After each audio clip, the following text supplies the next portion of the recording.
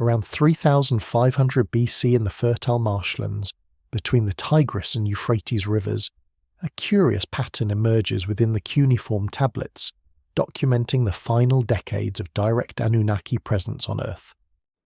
Among the thousands of administrative texts catalogued by expeditions to ancient Nippur, a specific collection of tablets describes something unprecedented in Mesopotamian literature: divine beings, expressing what can only be characterized as strategic concern about humanity's accelerating cognitive development.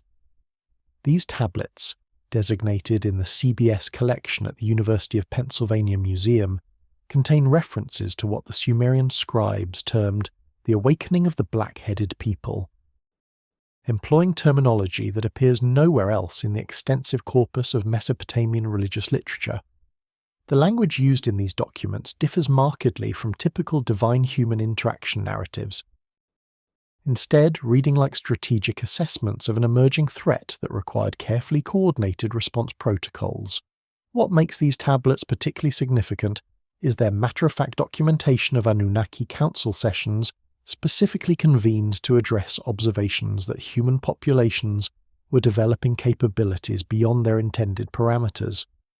The texts describe measured evaluations of human technological innovation, independent mathematical discoveries, and most troublingly from the divine perspective, the emergence of what the tablets call inner sight, a cognitive capacity that threatened to fundamentally alter the established relationship between divine overseers and human populations. The precision with which these concerns are documented, including specific examples of unauthorized human achievements and detailed discussions of intervention strategies, suggests these records preserve genuine historical accounts rather than mythological constructs. The implications extend far beyond conventional interpretations of Mesopotamian religion to encompass fundamental questions about the nature of human consciousness, the intentional limitations placed upon early human development, and the reasons why advanced beings might fear rather than celebrate human cognitive awakening. The Ekkur Temple complex at Nippur, excavated extensively by the University of Pennsylvania between 1888 and 1990, yielded an unusual concentration of administrative tablets dating to approximately 1900 BC that document extraordinary Anunnaki council proceedings. Tablet CBS 14,267, written in archaic Sumerian script with Akkadian glosses, contains the most explicit reference to what it terms the problem of human advancement, describing a formal assembly convened by Enlil to address reports from multiple Anunnaki overseers regarding unexpected developments in human capabilities. The tablet's opening lines establish an unmistakable tone of strategic assessment rather than religious ceremony, employing administrative language typically reserved for military intelligence reports or resource allocation debates.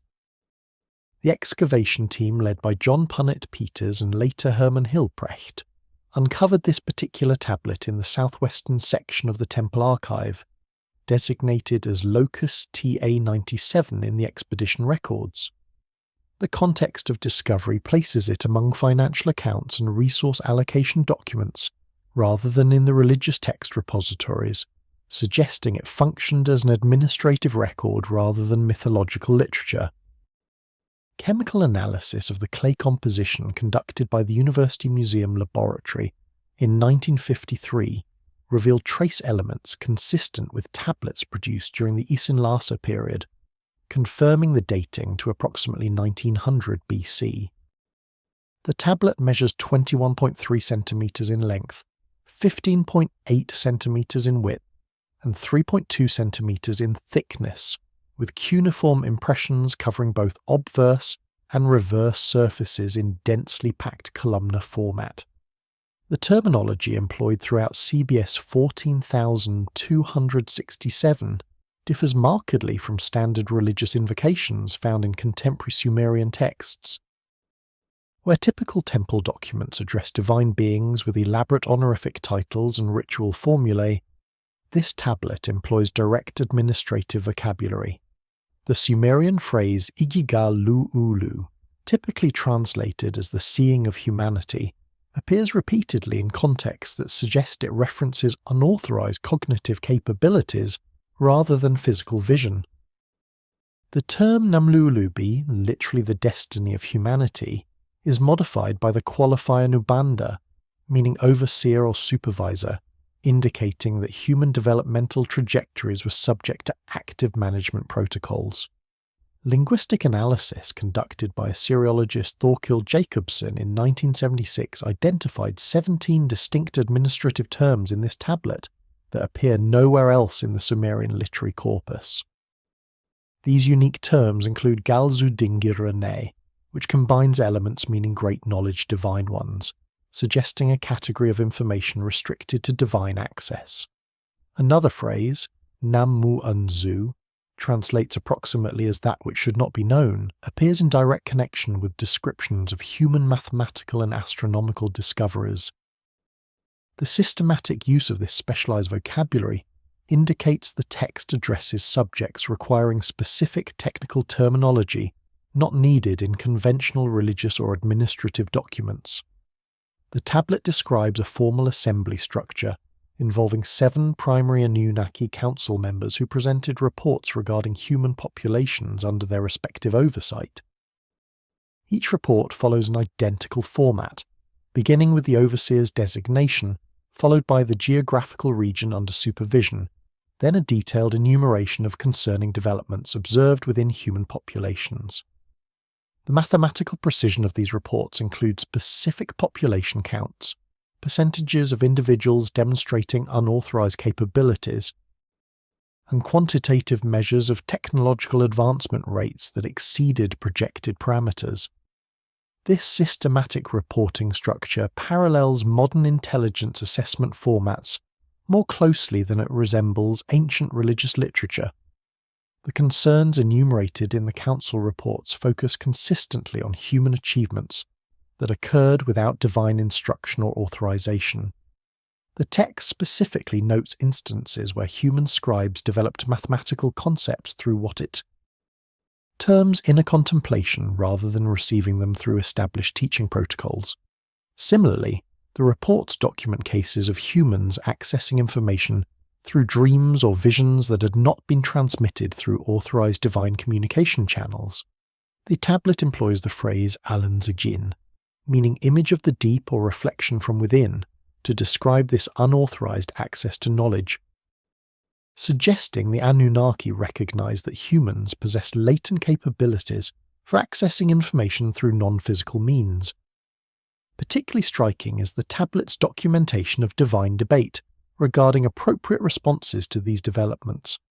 The text preserves multiple proposed intervention strategies, ranging from enhanced surveillance and monitoring to more aggressive measures, including population reduction and genetic modification. The Sumerian term Namba Antag, meaning it must not touch or it must not reach, appears in connection with discussions of human consciousness capabilities, suggesting the council debated preventing humans from accessing or activating certain cognitive potentials. The administrative precision of these strategic discussions, including detailed implementation protocols and resource allocation requirements, indicates they address genuine operational concerns rather than abstract theological principles. Archaeological evidence from other areas of the Nippur temple complex supports the interpretation that this tablet documents actual administrative proceedings.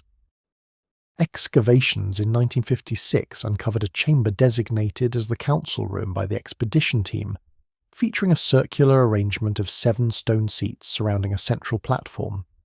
This architectural configuration matches exactly the assembly structure described in tablet CBS 14267.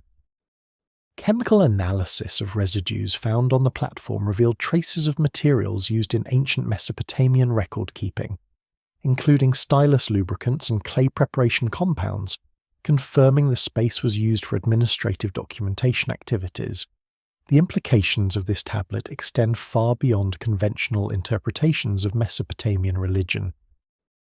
The document preserves what appears to be strategic planning sessions addressing perceived threats to established power structures, with human cognitive development identified as the primary concern requiring coordinated response. The level of detail regarding specific human capabilities that troubled the Anunnaki Council, combined with the systematic proposals for preventing or controlling these developments, suggests a relationship far more complex than traditional divine worshipper models acknowledge. This evidence points toward an administrative management system in which human consciousness itself was subject to active monitoring and control protocols designed to maintain specific limitations on cognitive development.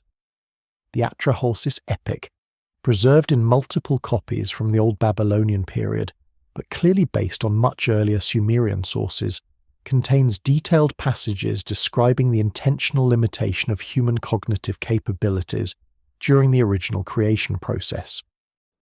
Tablet fragments from the British Museum collection specify that the divine essence mixed with earthly clay was carefully calibrated to produce beings with sufficient intelligence for complex labour and basic civilization, but with specific restrictions on what the text calls the sight that pierces the veil. The precision of these limitation specifications, including references to sealed pathways within the human mind and dormant capacities that must remain inactive, suggests the Anunnaki implemented sophisticated biological constraints designed to prevent human consciousness from accessing certain cognitive domains. The most complete version of the Atrahasis epic exists on tablet BM 78941, discovered during excavations at Sippar in 1882 by Hormuzd Rassam. The tablet, measuring 34.6 centimeters in length and 22.1 centimeters in width, contains 3 columns of text on both obverse and reverse surfaces, with a total of approximately 2,400 cuneiform signs.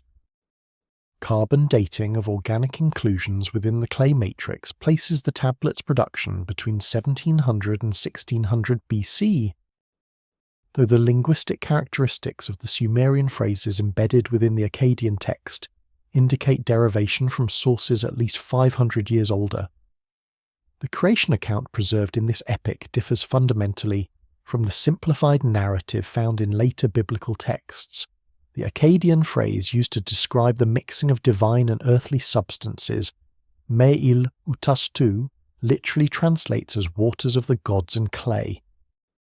But linguistic analysis by W. G. Lambert in 1969 revealed that may in this context carried technical connotations related to genetic or biological essence, rather than simple liquid water. The text specifies that this divine essence was taken from a slain god named Wheela, whose name translates as he who has knowledge, suggesting that cognitive capabilities were the specific attribute being transferred to the created humans. Critically, the epic describes this transfer as incomplete and intentionally restricted. The Akkadian term used is hasasu, meaning to break off or to cut short, indicating that the divine cognitive essence was deliberately truncated before incorporation into human form. The text employs an unusual grammatical construction, using the verb in the factitive stem with a negative particle, creating the meaning to cause to not be whole. This linguistic precision suggests the authors understood they were describing an intentional limitation rather than an accidental incomplete transfer. The epic further specifies that certain aspects of divine consciousness, designated by the term uznu, meaning ear or understanding, were to remain mustashiru, sealed or locked away. Within the human design, the tablet describes specific cognitive capabilities that were intentionally restricted in human creation. The phrase igi mahiru, meaning the receiving eye or the eye that accepts, refers to a capacity for direct visual perception of non-physical realities that was sealed within human consciousness. Similarly, the term libupetu, literally opening of the heart but idiomatically referring to intellectual understanding or insight, appears with the modifier la, meaning not or without, indicating this capacity was to remain inactive. Most significantly, the text references shiptusha lakabu, incantations or a knowledge that must not be spoken, describing categories of information that humans were specifically designed to be incapable of accessing or transmitting.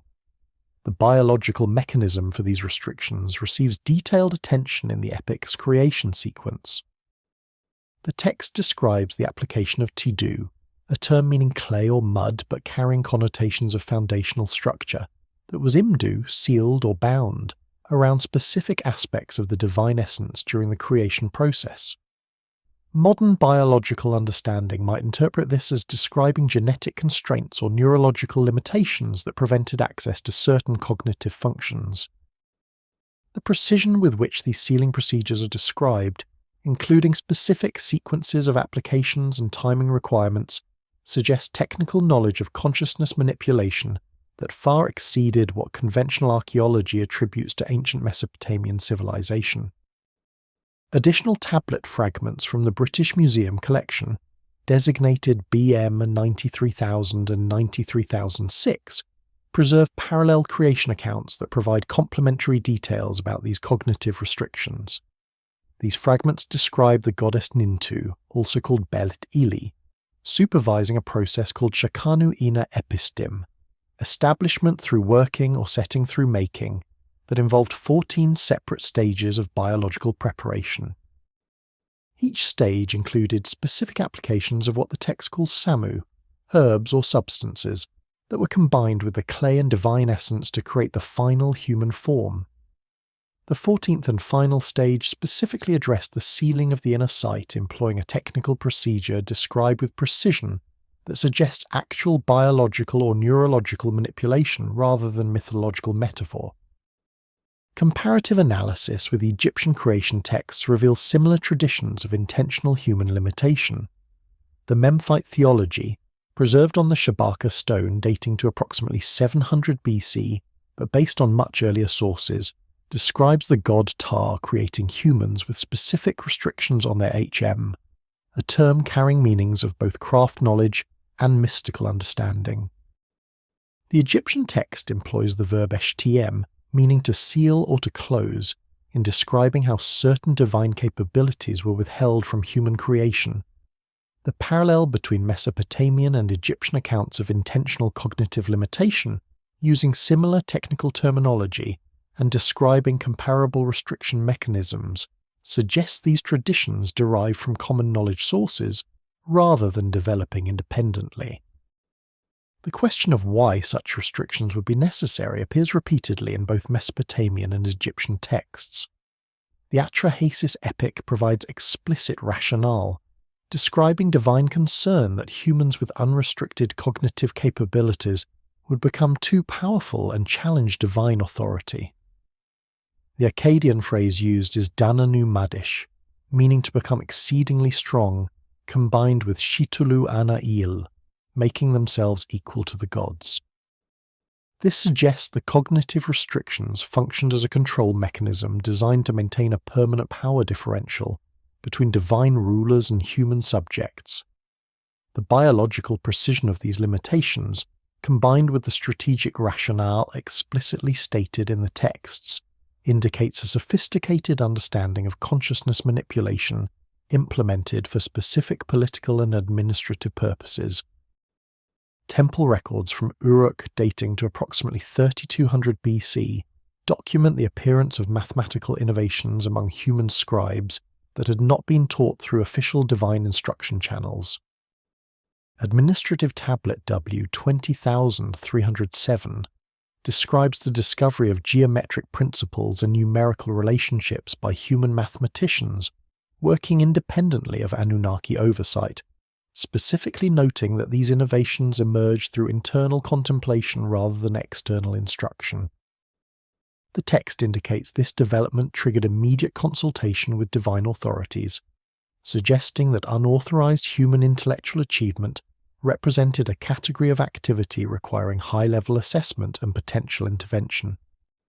The tablet, excavated by German Archaeological Institute teams between 1928 and 1939 from the Iana temple precinct at Uruk, measures 18.4 centimeters in length and 12.7 centimeters in width.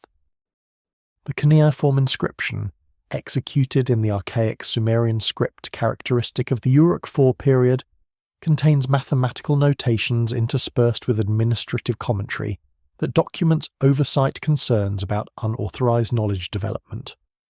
The text employs specialized mathematical terminology, including references to geometric constructions and numerical relationships that appear nowhere in the established curriculum texts used for standard scribal training during this period.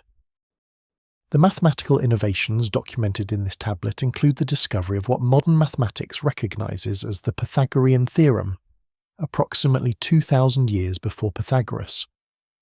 The Sumerian text describes a calculation method for determining the diagonal of a square, expressed as the relationship between the square of the side and the square of the diagonal. The notation employs the Sumerian numerical system with base 60 calculations, demonstrating that the scribes understood not merely the practical application, but the underlying mathematical principle. The tablet specifies that this relationship was discovered by a scribe named Ur-Nama through what the text calls libuzua, knowing from the heart or internal understanding, rather than through instruction from the temple mathematical curriculum.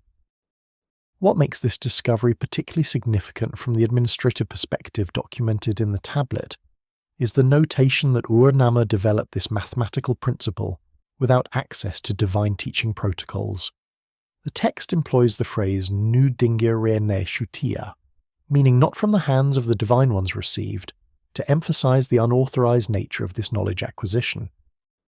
The administrative commentary indicates this development was immediately reported to temple overseers, who in turn forwarded the information to higher divine authorities for assessment. The concern expressed in the text centers not on the mathematical discovery itself, but on the method by which it was achieved, specifically the human capacity for deriving complex mathematical truths through internal reasoning without external divine instruction. Archaeological analysis of the tablet's context provides additional insights into the administrative response to this development. The tablet was discovered in a sealed chamber alongside other documents marked with the Sumerian sign for Dubsamar, meaning chief scribe or master of tablets, suggesting it formed part of high-level administrative archives rather than routine educational materials. Chemical analysis of the clay composition conducted at the Pergamon Museum in 1957 revealed trace elements matching other tablets known to have been produced for official oversight purposes rather than standard record-keeping. The deliberate archival preservation of this document, combined with its specialized vocabulary and administrative commentary, indicates that unauthorized human mathematical discovery was treated as a significant administrative matter, requiring formal documentation and high-level review. The tablet preserves additional examples of mathematical innovations that emerged through unauthorized human intellectual activity during this period. A section describing the work of another scribe named Lugalezen documents the discovery of methods for calculating the area of irregular geometric shapes through a process the text calls shahusha, meaning heart computation or internal reckoning. The mathematical procedure described involves dividing complex shapes into simpler components, calculating individual areas, and combining results to determine total area. This demonstrates understanding of mathematical principles including geometric decomposition and additive properties that required abstract reasoning capabilities beyond simple formula application taught in standard scribal training. Further mathematical innovations documented in the tablet include the development of methods for solving what modern mathematics would classify as quadratic equations. The Sumerian text describes procedures for finding unknown quantities that satisfy specific numerical relationships, employing systematic trial and refinement techniques that demonstrate understanding of algebraic principles. The scribe who developed these methods, identified in the text as Mesanepada, is specifically noted as having derived the procedures through Zaiga, meaning you shall know or personal discovery, emphasizing the self-directed nature of the achievement. The administrative commentary expresses particular concern about the implications of humans developing systematic methods for solving previously unknown mathematical problems without divine guidance. The tablet's final section contains what appears to be a report to higher authorities regarding the overall pattern of unauthorized mathematical development observed among human scribes at Uruk. The text notes that multiple individuals demonstrated capacity for Namzu Shagar, meaning knowledge placing in the heart or self-generated understanding across various mathematical domains. The report quantifies this development, stating that approximately 1 in every 50 scribes showed evidence of independent mathematical discovery capabilities. This statistical assessment suggests systematic monitoring of human intellectual activities and evaluation of the percentage of the population demonstrating unauthorized cognitive capabilities. The administrative response documented in the tablet included several specific measures designed to control the spread of these mathematical innovations. The text describes the implementation of enhanced oversight protocols for scribal education, including closer monitoring of student progress and investigation of any mathematical work that deviated from established curriculum standards. Additionally, the document specifies that scribes who demonstrated independent discovery capabilities were to be identified and assigned to special oversight status, with their work subject to review before dissemination. These control measures indicate recognition that unauthorized mathematical knowledge posed a potential threat to established administrative systems that depended on divine monopoly over advanced knowledge domains. Comparative analysis with mathematical tablets from other Mesopotamian sites reveals similar patterns of human, independent mathematical discovery during this period. Tablets from Shuruppak and Nippur document comparable instances of scribes developing geometric and algebraic techniques through internal reasoning rather than external instruction. The consistency of administrative concern about these developments across multiple sites suggests that unauthorized human mathematical capability was recognized as a widespread phenomenon requiring coordinated response protocols. The mathematical sophistication demonstrated in these independent discoveries, combined with the systematic administrative response they triggered, provides compelling evidence that human cognitive capabilities were subject to active monitoring and control during the early Sumerian period. Babylonian astronomical texts from the Seleucid period preserve calculation methods that demonstrate understanding of planetary motions and celestial mechanics, far exceeding what should have been possible through casual observation or basic divine instruction. The mathematical tablets from Babylon include algorithms for predicting planetary positions using iterative approximation techniques that required theoretical understanding of orbital dynamics rather than simple observational recording. Cuneiform sources attribute some of these advanced techniques to human astronomers who developed them through independent study rather than divine revelation, precisely the type of unauthorized cognitive achievement that the Nippur concern tablets identified as problematic from the Anunnaki perspective. The astronomical compendium known as Mul.Apin, preserved in multiple copies dating to the 7th century BC, but clearly based on much earlier observational data, demonstrates mathematical sophistication that conventional archaeology struggles to explain through gradual knowledge accumulation. Tablet BM 86378, housed in the British Museum and excavated from Nineveh during Austin, Henry Layard's expeditions between 1845 and 1851, contains the most complete version of this astronomical manual. The tablet measures 38.2 centimeters in length, 24.6 centimeters in width, and includes over 1,000 lines of cuneiform text detailing stellar positions, planetary movements, and mathematical methods for calculating celestial events.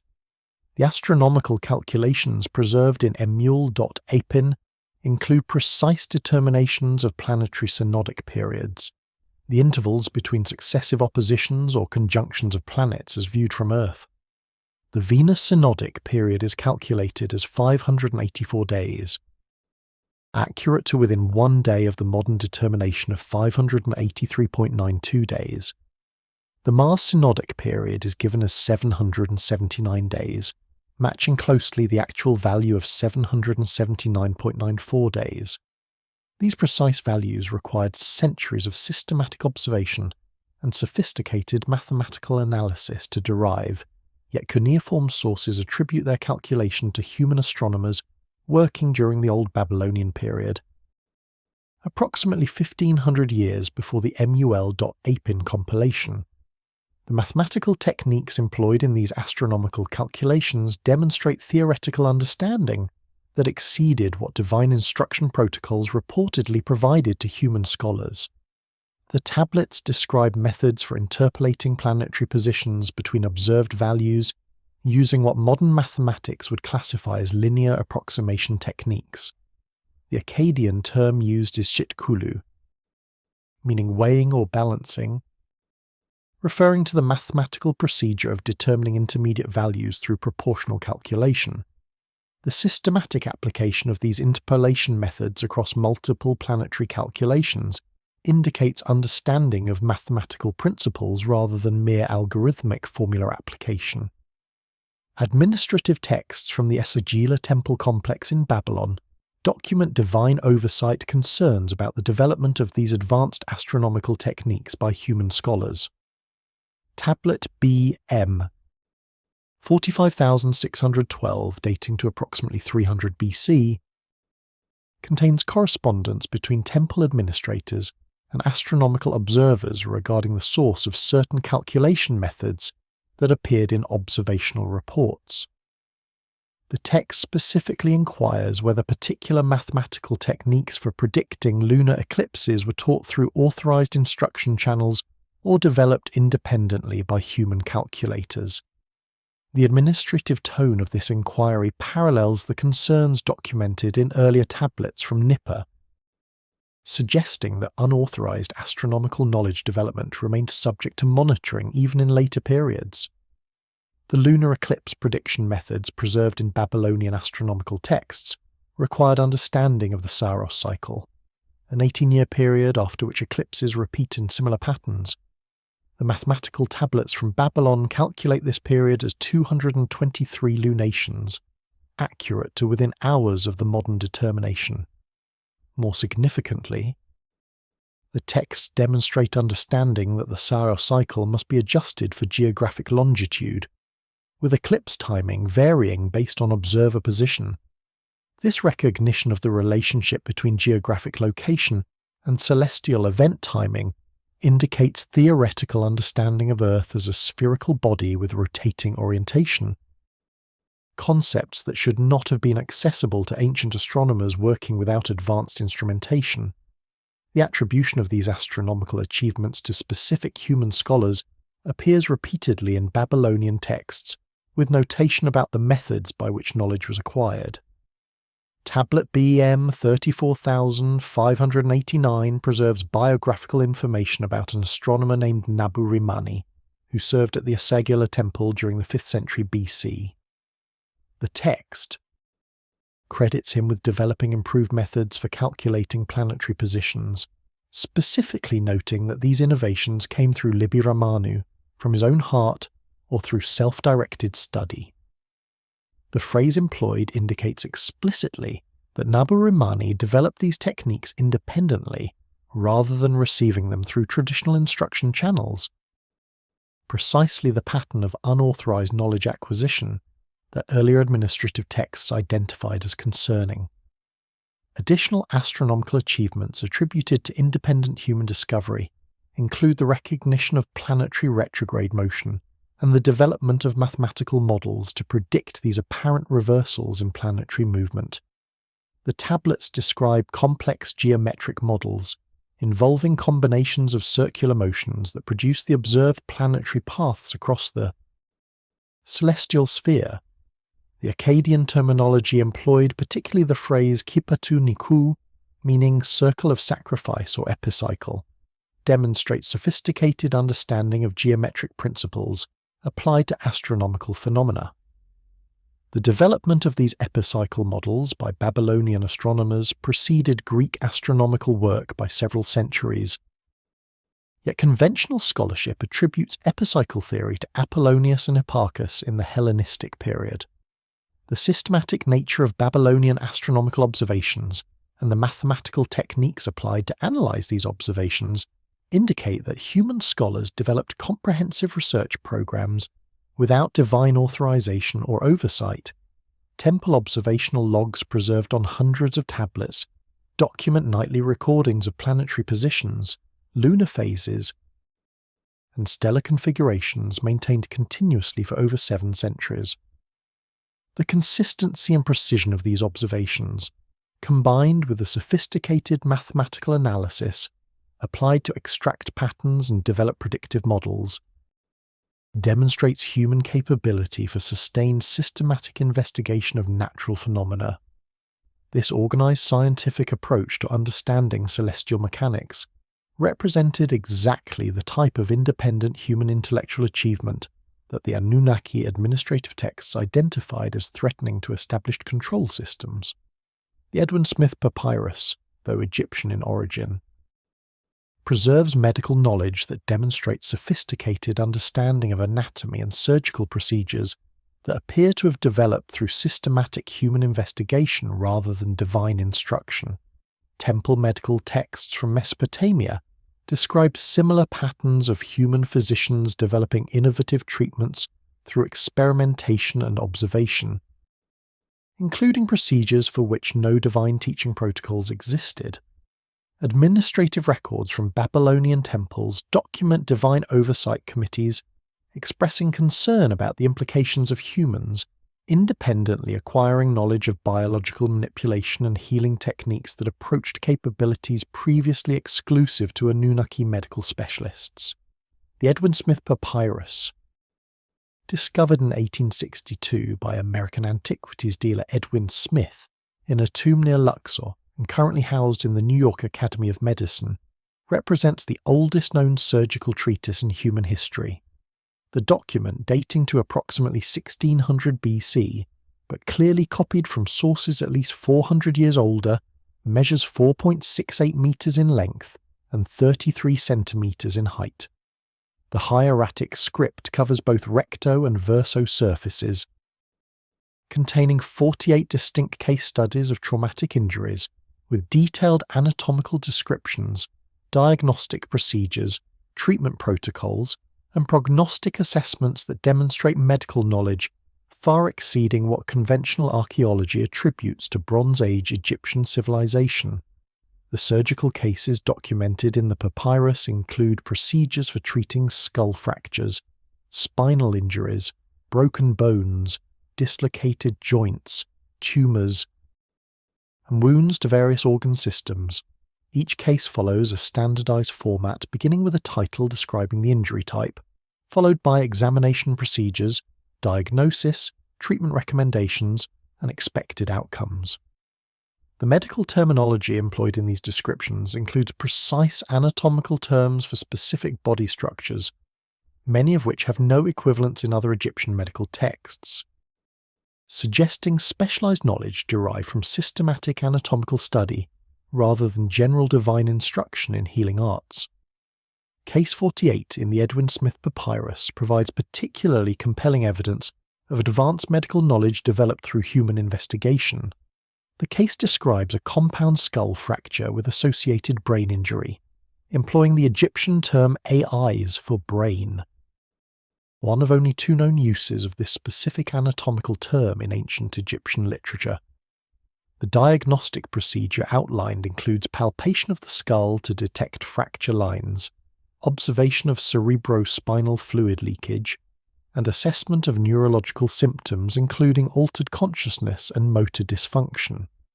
The treatment protocol specifies surgical intervention to remove bone fragments and reduce intracranial pressure, procedures requiring detailed understanding of brain anatomy and function that could only have been acquired through systematic dissection and clinical observation of injury outcomes.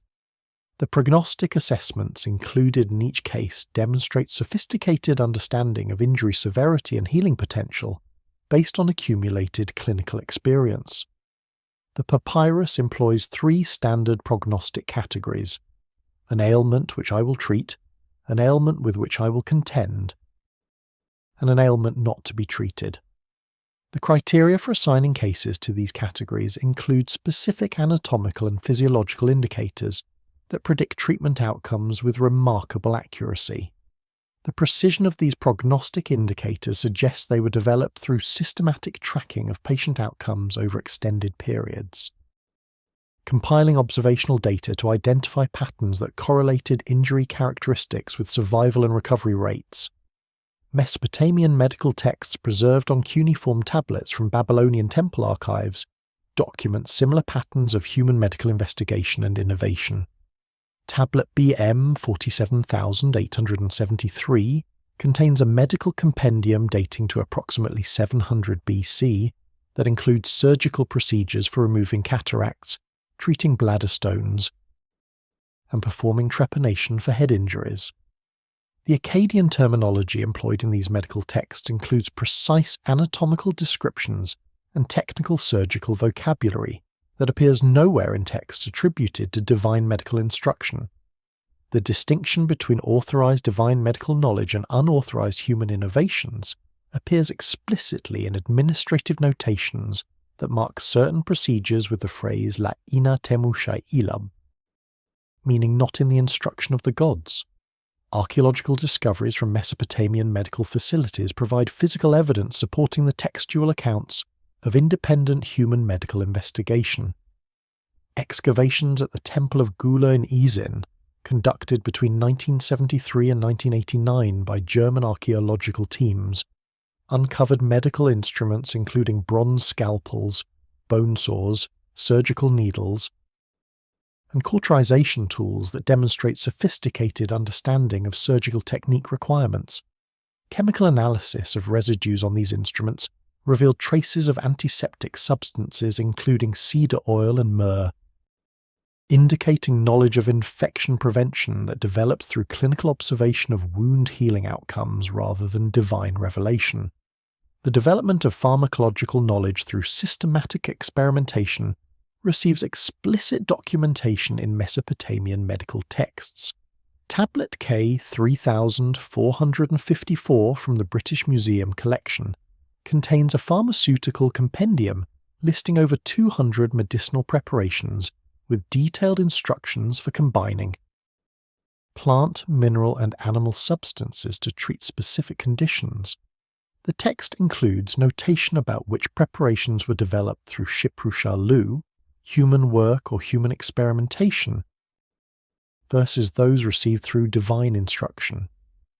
The pharmacological preparations attributed to human development include complex multi-ingredient formulations, with specific dosing instructions and preparation methods that required extensive trial and error experimentation to optimize therapeutic effectiveness while minimizing toxic side effects.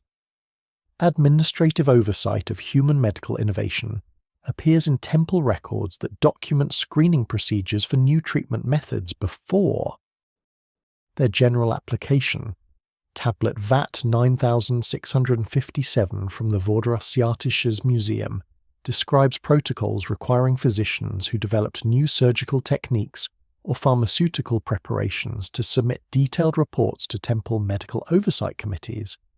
These reports were required to include descriptions of the reasoning behind the innovation, documentation of experimental trials, and evidence of therapeutic effectiveness. The systematic nature of this oversight process indicates that human medical innovation was recognized as an ongoing phenomenon requiring active monitoring to ensure it remained within acceptable parameters. The concern expressed in these administrative texts about human medical capabilities focus particularly on procedures approaching what the texts call the mysteries of flesh shaping, techniques for manipulating biological form and function that were supposedly exclusive to divine knowledge domains, surgical procedures for reconstructive work, pharmaceutical preparations affecting consciousness or longevity, and diagnostic techniques revealing internal body structures without dissection all received special oversight attention. The administrative language employed suggests these capabilities were considered particularly sensitive because they demonstrated human understanding of biological manipulation principles that could potentially be extended to more fundamental alterations of human form and function, approaching the creative capabilities attributed to the Anunnaki in creation narratives. Archaeological analysis of bronze artifacts from early Mesopotamian sites reveals that human metallurgists developed alloy compositions through systematic experimentation that exceeded the specifications provided through official divine instruction. Chemical analysis of metal objects from Ur and other Sumerian cities shows evidence of innovative smelting techniques and alloy ratios that demonstrate independent technological development. Cuneiform tablets from temple workshops describe conflicts between human craftsmen pursuing experimental approaches and Anunnaki overseers attempting to maintain standardized production methods, with the texts indicating that human innovation in metallurgy represented another domain of unauthorized advancement requiring administrative attention. The Royal Cemetery at Ur, excavated by Sir Charles Leonard Woolley between 1922 and 1934, yielded over 2,000 metal artifacts that demonstrate metallurgical sophistication far exceeding what contemporary divine instruction texts describe as authorized knowledge. Chemical analysis conducted by the British Museum Laboratory in 1958 revealed that bronze daggers from tomb PG 789 contained tin concentrations of precisely 11.3%, an alloy ratio that modern metallurgy recognizes as optimal for producing weapons with maximum hardness, while maintaining flexibility to prevent brittle fracture.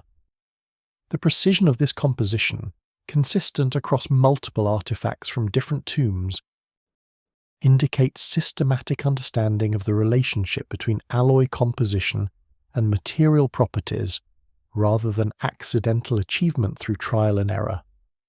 Comparative analysis of divine instruction texts from the same period reveals significant discrepancies between authorized metallurgical knowledge and actual human achievement. Tablet Yem 52914 from the Uruk Museum contains what purports to be official divine instruction for bronze production, specifying a tin concentration of 8% for general-purpose bronze and 10% for weapons and tools. The consistent achievement of 11.3% tin concentration in actual weapons production indicates that human metallurgists had independently determined through experimentation that higher tin content produced superior weapons, directly contradicting the parameters established in divine instruction protocols. This unauthorized optimization of alloy composition represents precisely the type of independent technical innovation that administrative oversight texts identified as concerning.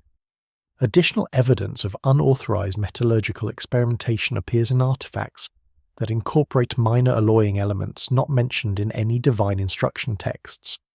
Spectroscopic analysis of bronze items from Ur revealed the intentional addition of small quantities of arsenic, antimony, and silver in specific combinations that enhance material properties. A bronze axe head from tomb PG 1163 contains 0.7% arsenic and 0.3% antimony, additions that increase hardness and improve casting characteristics.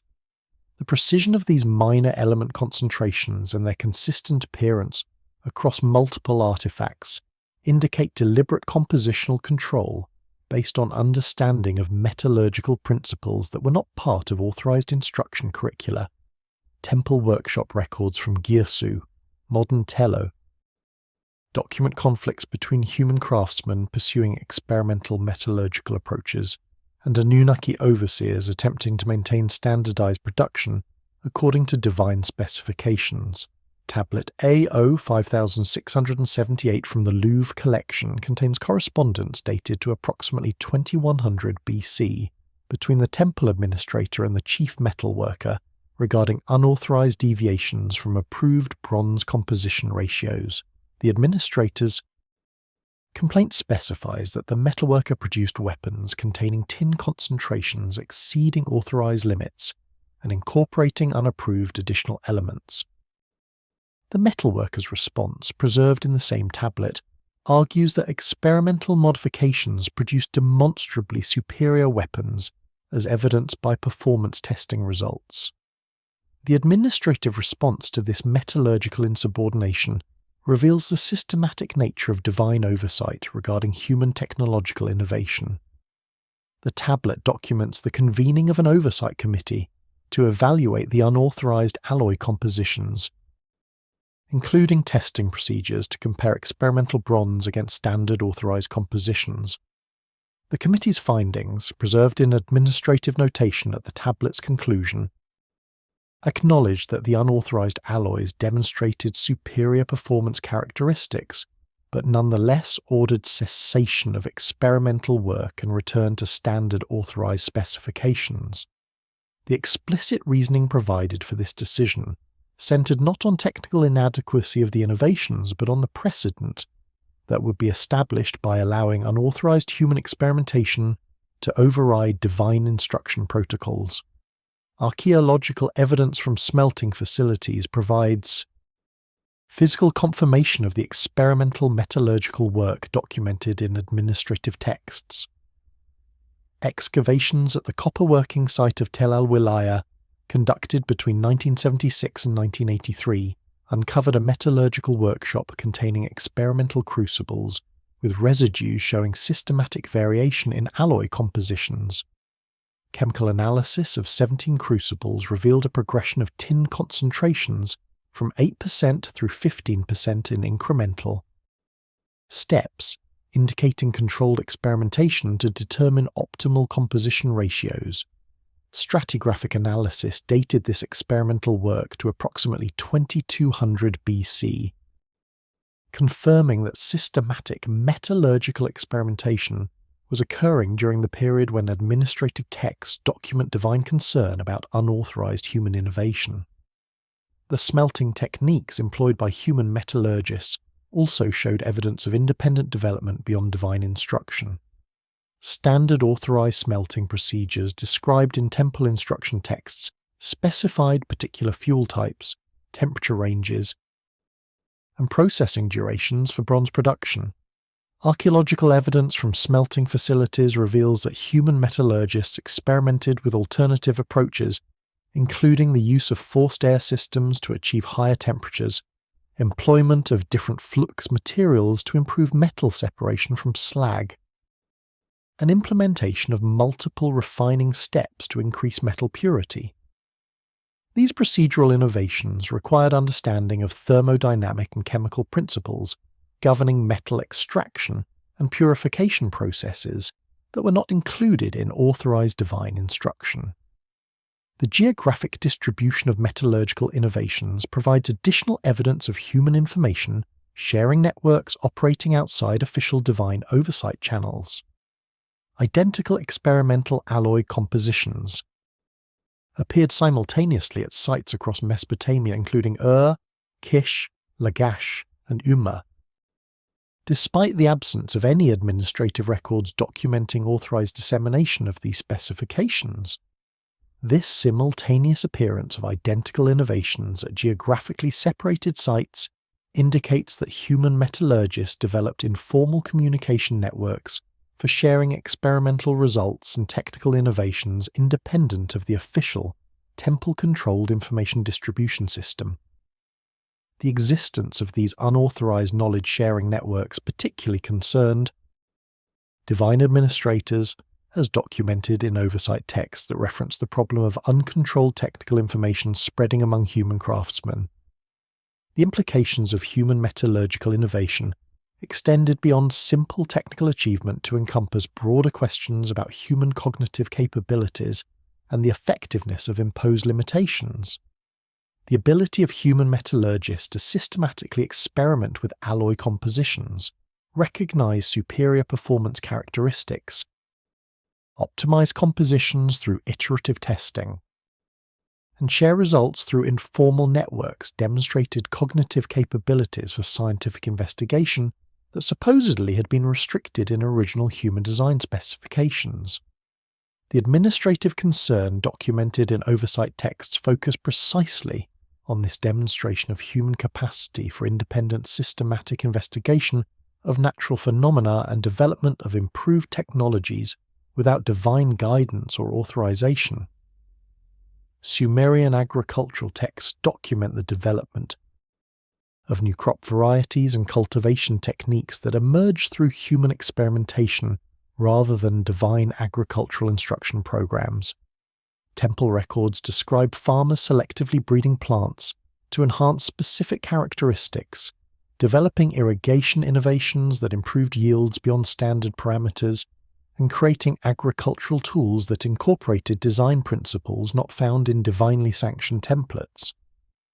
The texts indicate these innovations, while economically beneficial, raise concerns among Anunnaki agricultural overseers about the implications of humans independently manipulating biological systems and developing technologies without central authorization. The agricultural archive from Girsu, excavated by French archaeological missions between 1877 and 1933, contains over 4,000 tablets documenting Sumerian agricultural practices during the Third Dynasty of Ur period, approximately 2100 to 2000 BC.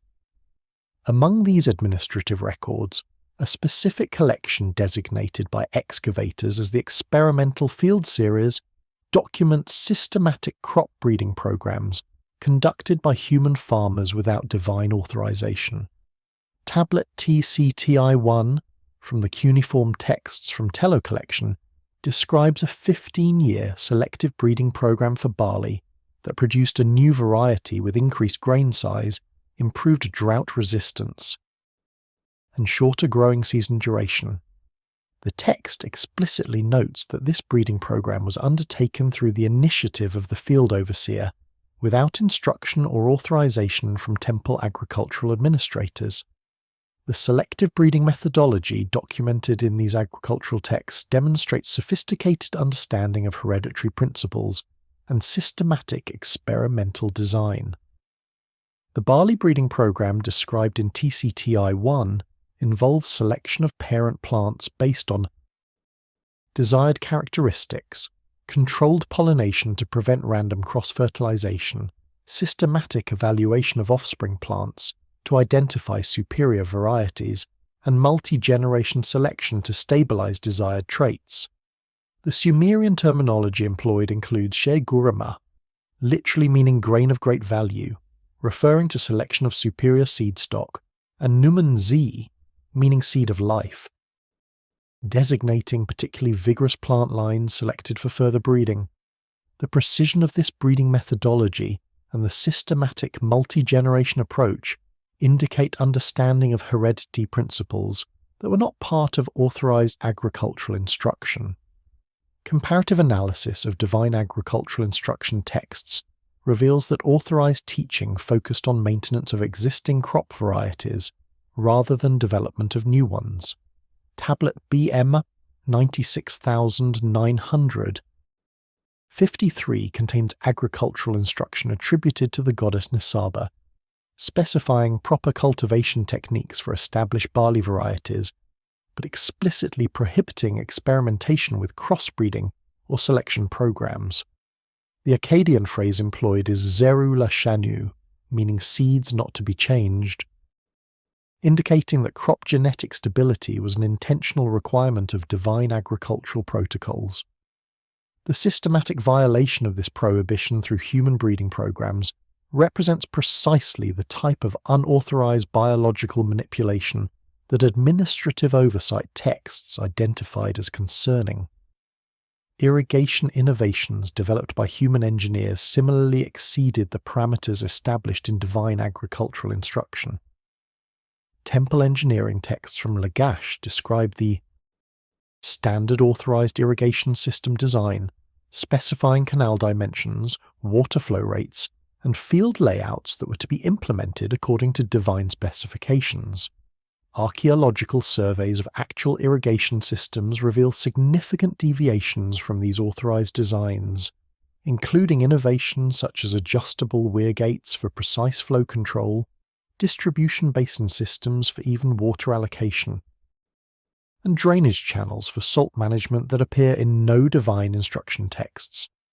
Tablet DP 637 from the Louvre collection documents administrative investigation of these unauthorized irrigation innovations, with temple overseers questioning the field engineer who implemented the adjustable weir system about the source of the design specifications. The engineer's response, preserved in the same tablet, provides valuable insight into the human innovation process and divine administrative concerns about it. The text records that the engineer developed the adjustable weir design through observation of water flow patterns and systematic experimentation with different gate configurations to optimize flow control. The phrase employed is eg dua u metia, meaning through seeing and through consideration, emphasizing the independent observational and analytical process that produced the innovation. The administrative response documented in the tablet's conclusion ordered the engineer to document the unauthorized design for oversight evaluation, while prohibiting further installation until divine approval was obtained. The explicit concern expressed centered on the precedent of allowing human engineers to independently modify agricultural infrastructure based on their own observations and reasoning, rather than implementing only approved divine designs. Agricultural tool innovations present another category of unauthorized human technological development documented in temple oversight records. Tablet NBC 8914 from the Yale Babylonian collection describes conflicts regarding a modified seed drill design developed by human craftsmen that improved planting efficiency and seed spacing consistency compared to the standard authorized tool design. The modified drill incorporated a gear-driven seed metering mechanism that released individual seeds at regular intervals as the tool was pulled through the field, replacing the simple gravity-fed system specified in divine instruction texts. The precision machining required for the gear mechanism and the mechanical understanding necessary to design the metering system both exceeded what authorized instruction provided to human craftsmen. The administrative investigation of this agricultural tool innovation, documented in the same tablet, focused particularly on the question of how human craftsmen acquired the knowledge necessary to design and manufacture precision gear mechanisms. The investigation record includes interrogation transcripts in which the craftsmen were questioned about whether they received unauthorized instruction from divine sources or developed the gear design through their own efforts. The craftsman's testimony, preserved in the tablet, indicates they developed the gear mechanism through systematic experimentation with different mechanical configurations, observing which designs produced the desired seed spacing effect, and iteratively refining the mechanism to improve performance. This testimony, documenting independent human mechanical innovation based on systematic experimentation and iterative design refinement, represented exactly the type of unauthorized cognitive capability that concerned divine administrators. The economic benefits of agricultural innovations created tension between practical administrative goals and oversight concerns about unauthorized human capabilities. Temple harvest records document that fields employing the unauthorized improved barley varieties and innovative irrigation systems produced yields averaging 30% higher than fields using standard authorized varieties and irrigation designs. Similarly, planting operations using the modified seed drill completed field preparation 25% faster, with improved crop uniformity compared to standard authorized tools. These documented productivity improvements created pressure from temple economic administrators to authorize the innovations despite concerns from oversight authorities about the precedent of accepting unauthorized human technological development. This tension between economic efficiency and control over human innovation appears repeatedly in agricultural administrative texts. Tablet AO 11256 documents a council session convened to address the question of whether to officially authorize the improved barley variety despite its unauthorized development. The preserved debate includes arguments from economic administrators citing productivity improvements and arguments from oversight administrators expressing concern about encouraging human biological manipulation without divine approval. The Council's decision, recorded at the tablet's conclusion, authorized limited use of the improved variety while implementing enhanced monitoring of all agricultural breeding activities to prevent further unauthorized crop development. This compromise solution indicates recognition of the practical benefits of human innovation, while maintaining the principle that such innovation required divine oversight and approval. The development of increasingly sophisticated writing systems in Mesopotamia demonstrates a pattern of human linguistic innovation that extended beyond the basic cuneiform instruction provided by the Anunnaki. Tablets from various periods show scribes experimenting with new symbolic combinations, developing abstract grammatical concepts, and creating literary forms that had no precedent in divine communication models. Administrative texts reference divine concern about human development of symbolic systems capable of encoding complex abstract concepts, particularly those dealing with metaphysical speculation and philosophical inquiry that approach domains the Anunnaki apparently preferred to keep restricted. The evolution of Sumerian cuneiform from the simple pictographic script of the Uruk IV period around 3200 BC to the sophisticated abstract symbol system of the early dynastic period demonstrates linguistic innovation that exceeded what divine instruction texts describe as authorized development. Tablets from the earliest periods employ approximately 1,200 distinct pictographic signs, representing concrete objects and simple actions. By the early dynastic third period around 2400 BC, the writing system had evolved to include abstract grammatical markers, phonetic complements, and sophisticated methods for representing complex linguistic concepts that required no pictographic correspondence to physical objects. This transformation from concrete pictography to abstract symbolic representation demonstrates cognitive capabilities for symbolic thinking and linguistic abstraction that official divine instruction texts indicate were not part of authorized scribal training. The introduction of phonetic writing represents a particularly significant unauthorized innovation in Mesopotamian linguistic development. Early divine instruction texts describe writing as a system for recording concrete objects and simple administrative transactions using standardized pictographic symbols. The development of phonetic representation, where symbols represent sounds rather than objects, enabled scribes to encode any spoken utterance including abstract concepts, complex grammatical constructions, and sophisticated literary expression.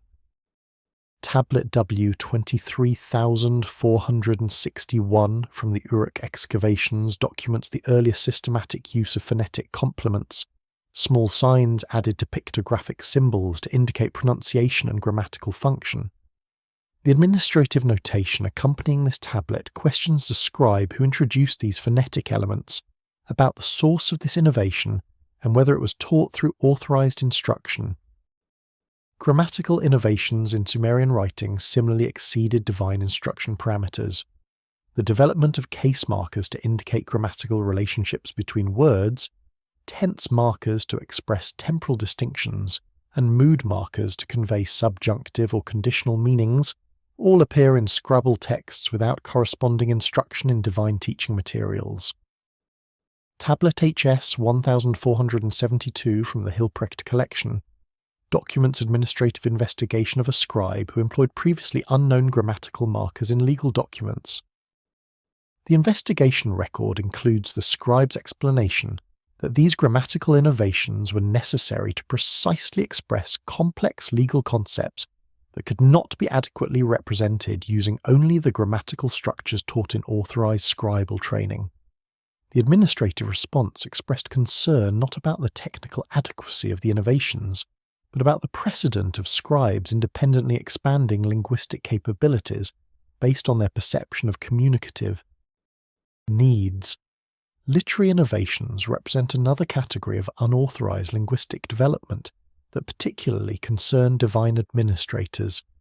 The emergence of poetic forms, narrative structures, and rhetorical devices in human-authored texts demonstrates creative linguistic capabilities that had no precedent in divine communication models preserved in temple archives. The earlier Sumerian literary compositions, including hymns, laments, and narrative poems, employ sophisticated literary techniques including metaphor, simile, parallelism, and complex metrical structures that appear nowhere in samples of divine communication. Administrative texts reference concern about the implications of humans developing creative linguistic expression capable of conveying abstract philosophical and metaphysical concepts. The debate poems, a genre of Sumerian literature dating to the early dynastic III period, exemplify the type of creative linguistic innovation that raised divine administrative concerns. These compositions employ sophisticated rhetorical structures to present philosophical arguments about abstract questions, including the relative value of different crafts, the nature of justice, and the relationship between fate and free will. Tablet N 3210 from the Nippur excavations preserves a debate poem discussing the nature of knowledge itself, employing abstract philosophical terminology and complex argumentative structures that demonstrate capabilities for metaphysical speculation. Administrative notation on this tablet questions whether such philosophical speculation by humans represents appropriate use of writing, or whether it approaches domains of inquiry that should remain restricted to divine contemplation. The development of historical narrative as a literary form presents another example of unauthorized human linguistic innovation with significant implications. Early divine instruction texts describe proper writing as recording of current administrative transactions and maintenance of immediate practical records. The emergence of historical chronicles that narrativize past events, interpret their significance, and draw lessons for future application demonstrates cognitive capabilities for temporal abstraction and causal analysis that exceeded authorized parameters.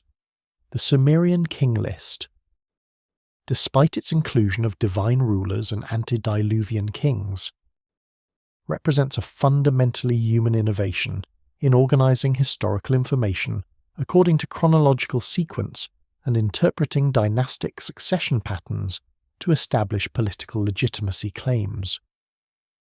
Administrative concern about historical narrative focus particularly on the human capacity to interpret events and derive independent conclusions about causation and significance. Temple oversight texts document investigation of scribes who composed historical narratives that offered explanations for events based on human political or economic analysis rather than divine will. Tablet BM 121,006 documents administrative questioning of a scribe who authored a chronicle attributing military defeat to inadequate logistical preparation rather than divine disfavor. The concern expressed in the administrative notation centered on the precedent of humans developing causal, analytical frameworks independent of divine interpretive authority. The encoding of specialized technical knowledge in written form represented another unauthorized linguistic development that received administrative attention.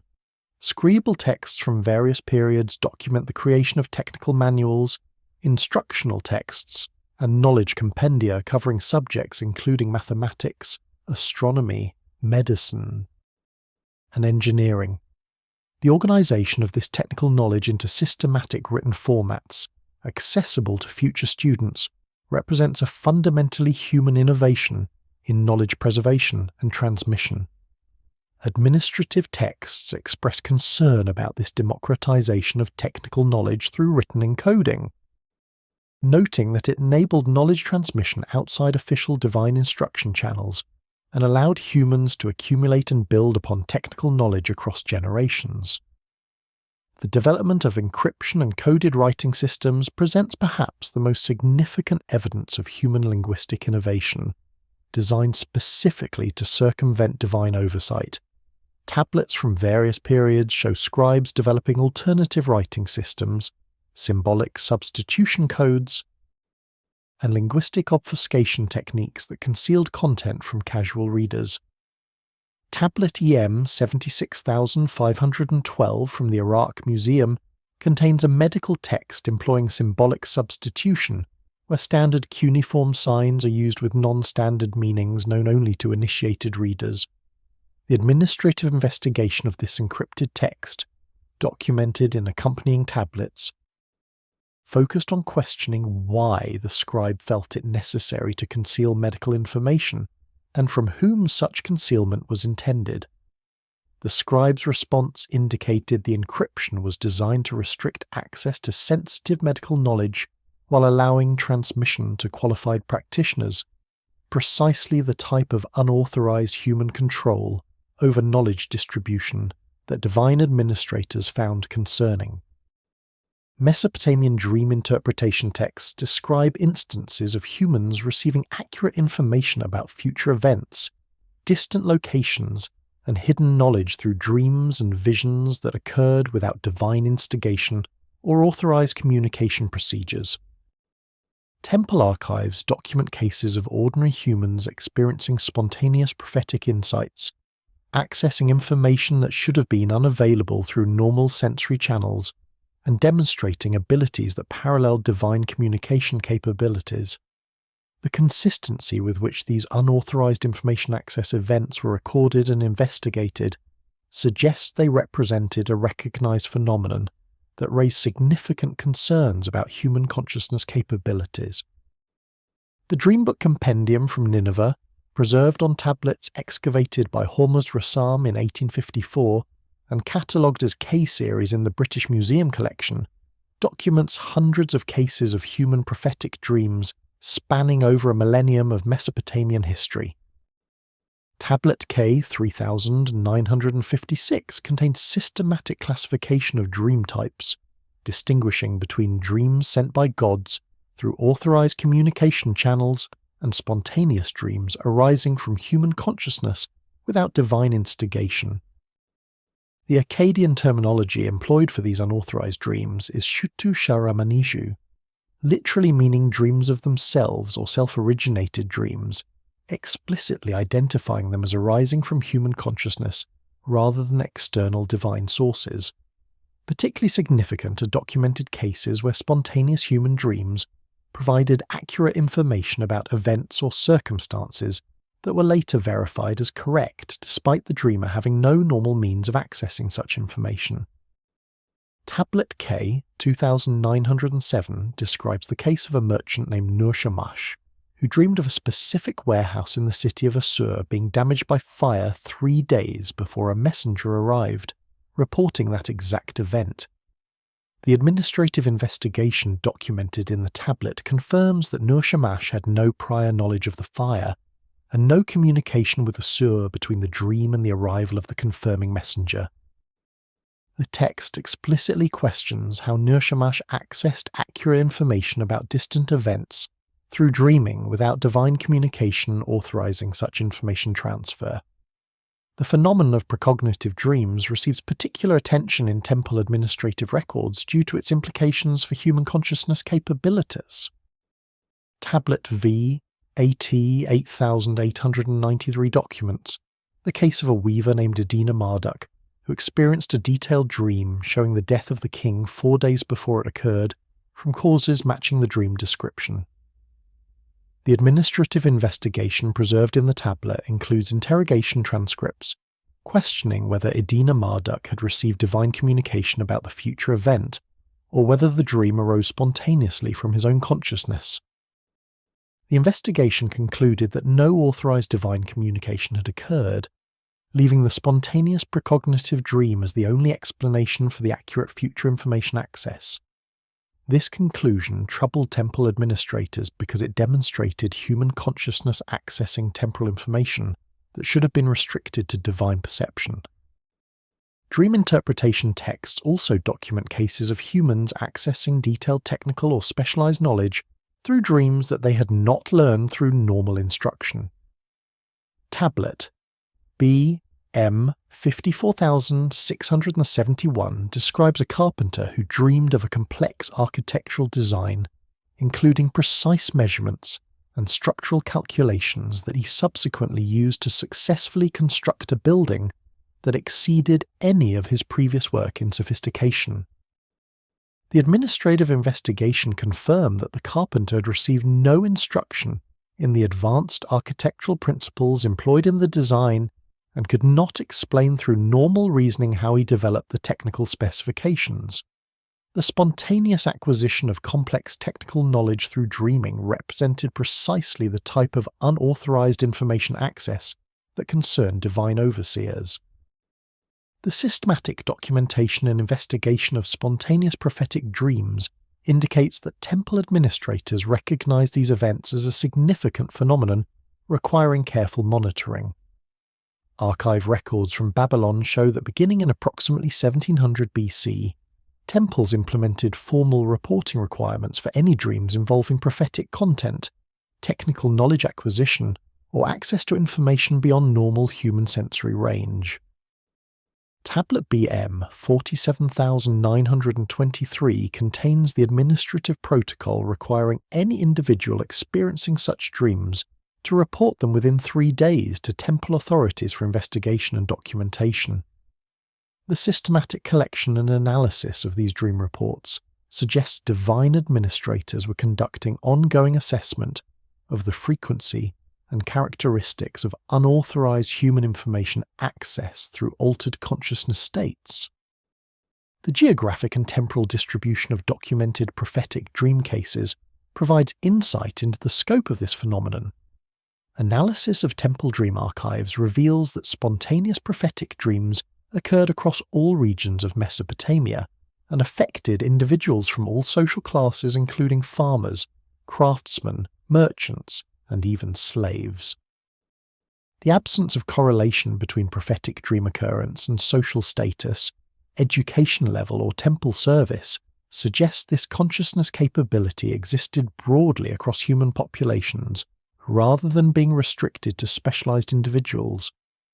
This broad distribution particularly concerned administrators because it indicated that unauthorized information access capabilities were not limited to small exceptional populations, but represented a general human consciousness potential. The frequency of reported prophetic dreams increased significantly during certain historical periods according to temple archive analysis. Tablet K 7612 contains statistical compilation showing that documented cases of spontaneous prophetic dreams increased by approximately 300% during the period from 1900 to 1700 BC compared to earlier periods. This acceleration in unauthorized information access events coincides with the period when other forms of unauthorized human capability development, including mathematical, astronomical, and medical innovations, also peaked according to administrative oversight records. The correlation suggests these phenomena represented connected aspects of broader human consciousness development that was accelerating despite divine restriction efforts.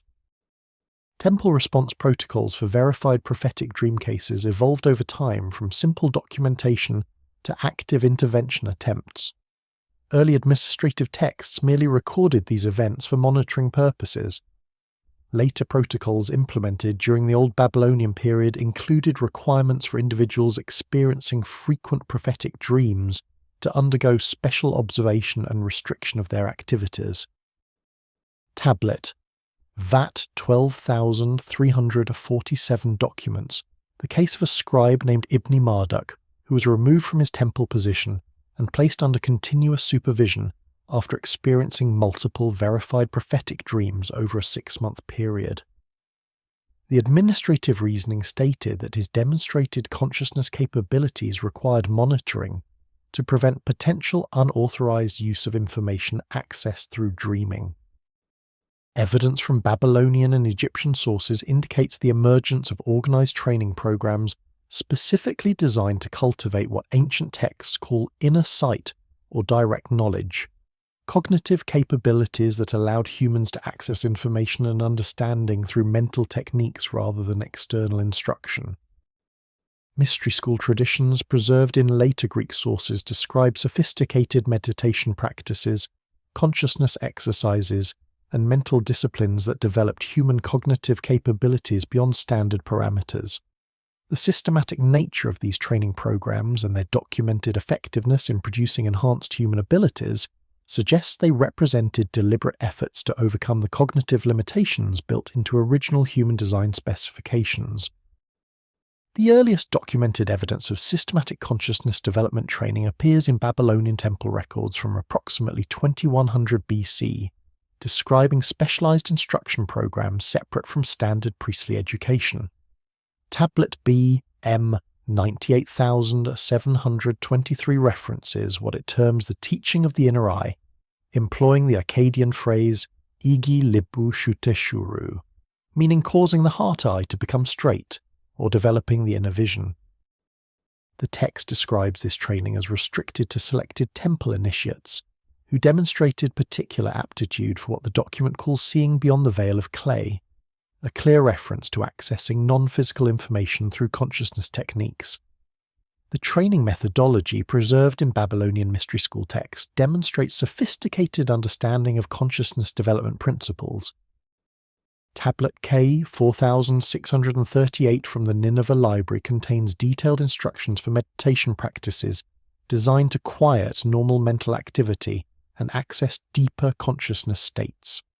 The Akkadian terminology employed includes references to Uznu Petu, opening the ear or receptive awareness, and Libushupshuk, making the heart silent or mental quieting. The systematic progression of exercises described in the text begins with basic breath awareness and attention control, advances through visualization practices and concentration exercises, and culminates in techniques for accessing what the text calls direct knowing without intermediary of physical senses. The effectiveness of these consciousness development practices receives documentation in administrative records describing the enhanced capabilities of mystery school graduates. Tablet VAT 14,591 documents the case of a priest named Marduk Nadin Ahi, who, after completing 3 years of inner sight training, demonstrated consistent ability to diagnose medical conditions through direct perception without physical examination. The administrative investigation verified that Marduk Nadin Ahi accurately identified internal conditions in 37 test cases that were later confirmed through conventional medical examination or autopsy. The text explicitly states that Marduk Nadin Ahi employed no normal diagnostic procedures, but instead achieved diagnosis through what he described as directly seeing the life force patterns within the patient's body. Egyptian mystery school traditions preserved in temple texts from Heliopolis and Abydos describe similar systematic consciousness development programs. The pyramid texts from the 5th and 6th dynasties, dating to approximately 2300 BC, contain references to the opening of the mouth ceremony, which included both physical ritual components and inner consciousness activation techniques. Papyrus texts from later periods preserve more explicit instructions for what Egyptian initiates called opening the eye of Horus, techniques for activating enhanced perception capabilities through systematic mental disciplines combined with specific physical practices. The Corpus Hermeticum, though compiled during the early centuries AD, preserves much earlier traditions regarding divine concerns about human awakening and the measures taken to prevent or control this development. These texts describe the mind of man as containing dormant capabilities that could, if properly activated, enable humans to achieve cognitive states approaching divine consciousness. The Hermetic literature consistently portrays human awakening as something that certain divine beings feared and attempted to prevent, using terminology and concepts that closely parallel the concerns documented in the earlier Mesopotamian tablets from Nippur. The 17 treatises comprising the Corpus Hermeticum, preserved primarily through Byzantine manuscript copies, but clearly based on much earlier Egyptian and Mesopotamian sources, contain explicit references to divine concern about human consciousness potential. The first treatise, known as Poimandre, describes the original human creation as involving the deliberate limitation of consciousness capabilities to prevent humans from recognizing their divine nature. The Greek text employs the phrase ton noun tu anthropou ke kruptai, meaning the mind of man has been hidden or concealed, indicating an intentional obscuration rather than natural limitation. This terminology directly parallels the Akkadian phrase libu hasasu documented in Mesopotamian creation texts, both describing the sealing or concealing of human cognitive potential. The fourth treatise, titled The Mixing Bowl or the Monad, provides the most detailed description of the mechanisms used to restrict human consciousness development. The text describes how the demiurge, the divine creator figure, establish barriers within human consciousness that prevent access to higher knowledge domains. The Greek terminology employed includes references to phragmos, meaning barrier or fence, and kataklis, meaning lock or bolt, both indicating deliberate impediments to consciousness expansion. The treatise specifies that these barriers were implemented specifically to prevent humans from achieving gnosis, direct experiential knowledge of divine reality, which would enable them to transcend their created limitations and approach divine consciousness states. The Hermetic texts preserve traditions about specific categories of divine beings who opposed human consciousness restriction and attempted to provide humans with knowledge that would enable barrier transcendence. The 13th treatise describes beings called the Good Spirit and the Divine Intellect, who work to awaken human consciousness despite opposition from archontic powers who maintain the restriction systems. This narrative structure closely parallels Mesopotamian accounts of conflicts between Enki, who favoured human advancement, and Enlil, who advocated maintaining strict limitations on human capabilities.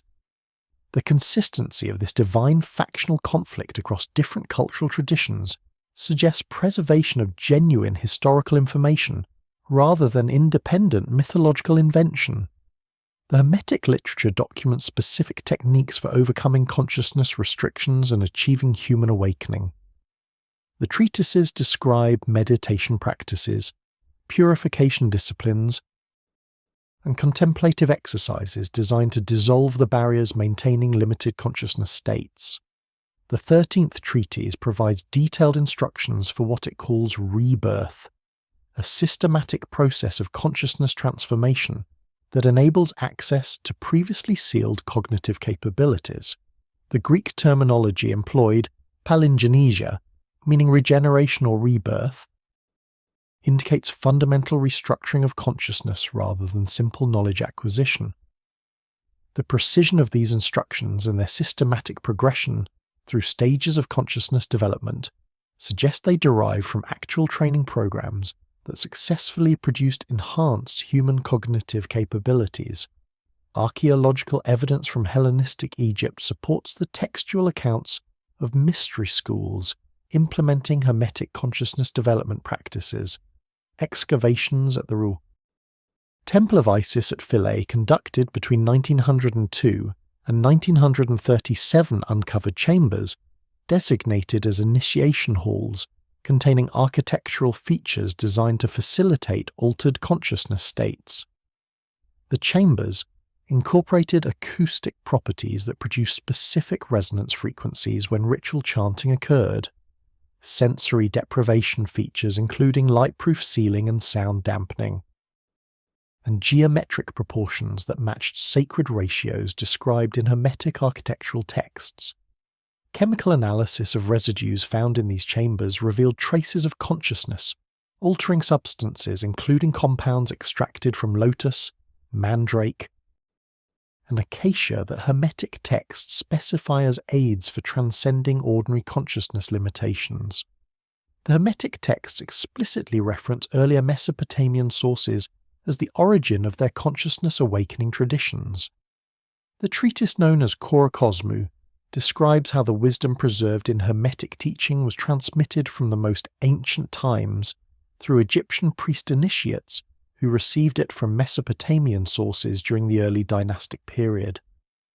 The text specifically mentions tablets of destiny and books of Thoth as containing the original instructions for human consciousness development that divine powers had attempted to suppress.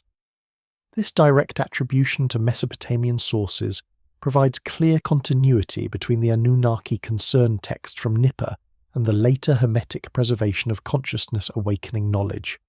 The political and religious suppression of Hermetic traditions during late antiquity demonstrates that concern about human consciousness awakening persisted long after the original Mesopotamian administrative systems had dissolved.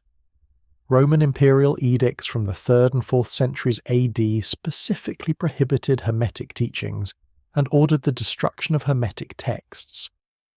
The Theodosian Code, compiled in 438 AD, includes provisions criminalizing possession of Hermetic manuscripts and prescribing death penalty for individuals teaching Hermetic consciousness development practices. The severity of these legal sanctions indicates that Roman authorities considered Hermetic awakening knowledge a serious threat to established power structures. Continuing the pattern of elite concern about unauthorized human consciousness development that originated in ancient Mesopotamia. Multiple Mesopotamian flood narratives preserve traditions indicating that the decision to implement catastrophic population reduction coincided with reports of unprecedented human cognitive advancement and unauthorized capability development. The Atrahasis epic specifically links the flood decision to divine concern about human populations becoming too numerous and too noisy, but linguistic analysis of the Sumerian term translated as noisy reveals it also carries connotations of awakened or aware. This suggests the flood may have been implemented as a crisis response to human populations approaching cognitive thresholds that threatened established divine human power relationships. The most complete version of the Atrahasis epic, preserved on tablets from the Old Babylonian period dating to approximately 1700 BC, contains explicit description of the Divine Council deliberations that led to the flood decision. Tablet B M 78,941 from the British Museum collection preserves the council proceedings in remarkable detail, including specific complaints about human development that motivated the catastrophic intervention. The Akkadian text describes how the great Anunnaki convened an assembly to address what they termed the problem that had grown beyond acceptable parameters. The terminology employed suggests systematic evaluation of human populations against predetermined criteria, rather than arbitrary divine displeasure. The specific complaints enumerated in the Atrahasis Flood Council proceedings focus consistently on unauthorized human capabilities rather than simple population numbers or resource consumption. The Akkadian phrase Rigmushakanu, conventionally translated as they have made noise or they have created clamour, carries linguistic connotations that extend beyond simple sound production. Assyriologist Wilfrid Lambert's detailed analysis published in 1969 demonstrated that Rigmu in this context derives from the root ragamu, meaning to call out, to proclaim, or to make known. The causative verb form shakanu indicates intentional action, suggesting the phrase more accurately translates as they have made themselves known, or they have proclaimed their awareness. This linguistic precision indicates the divine complaint centered on human consciousness development rather than population density. Additional support for this interpretation appears in parallel passages employing different terminology to describe the same human condition that prompted the flood decision. The epic uses the phrase ubalu pan, literally meaning to bring forward the face or to make evident the presence, in describing human populations that had become problematic. This terminology typically appears in contexts involving revelation of hidden things or emergence of previously concealed capabilities.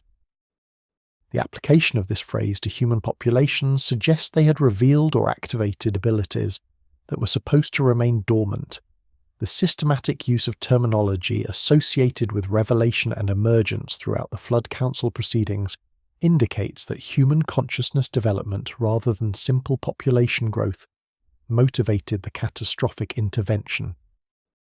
The timeline preserved in the Atrahasis epic correlates the flood decision directly with the period of maximum unauthorized human innovation, documented in administrative oversight texts. The epic specifies that the divine assembly convened to address the human problem after 1200 years of uncontrolled human development following the initial creation.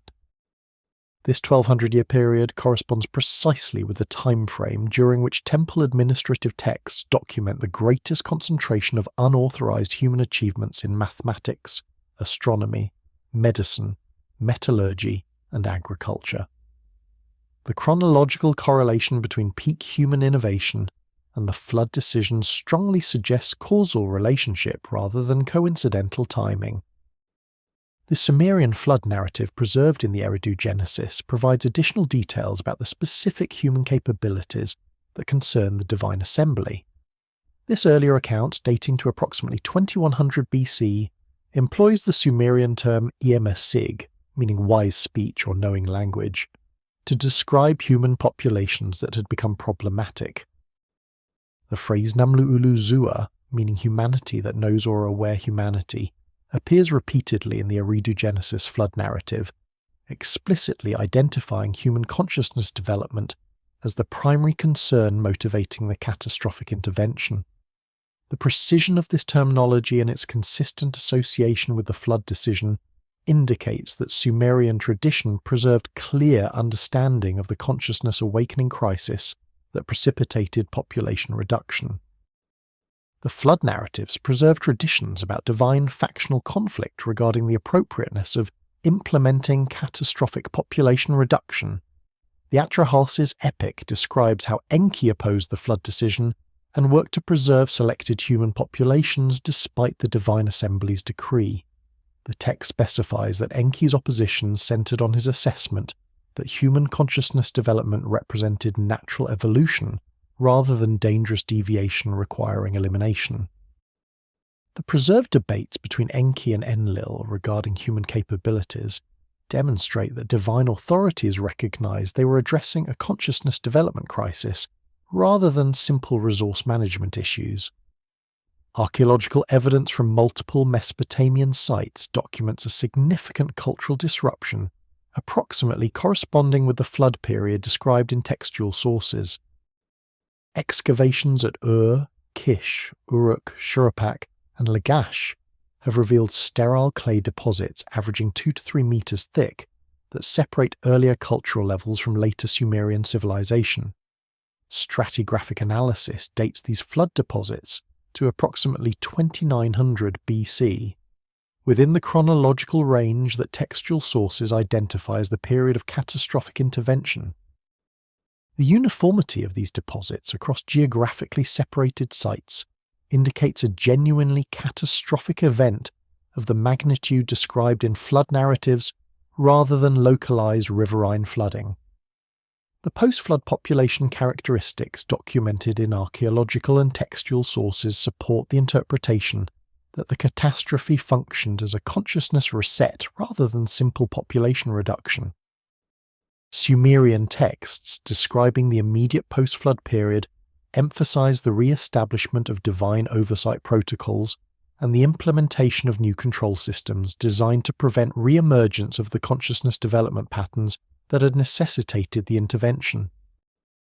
The detailed nature of these new control measures, documented in administrative texts from the early dynastic period, indicates that flood survivors were selected specifically for their lack of advanced consciousness capabilities, and that subsequent populations were carefully managed to prevent unauthorized awakening.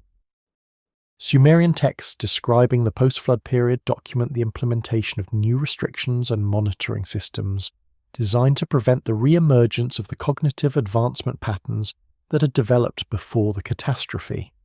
Administrative tablets describe revised divine oversight protocols, enhanced surveillance of human educational activities, and specific prohibitions against teaching certain categories of knowledge.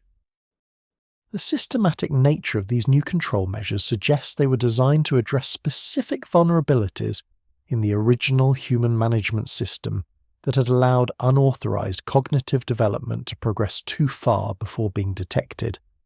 The earliest post-flood administrative texts from the early dynastic first period, dating to approximately 2800 BC, document the establishment of comprehensive monitoring systems for human educational and intellectual activities.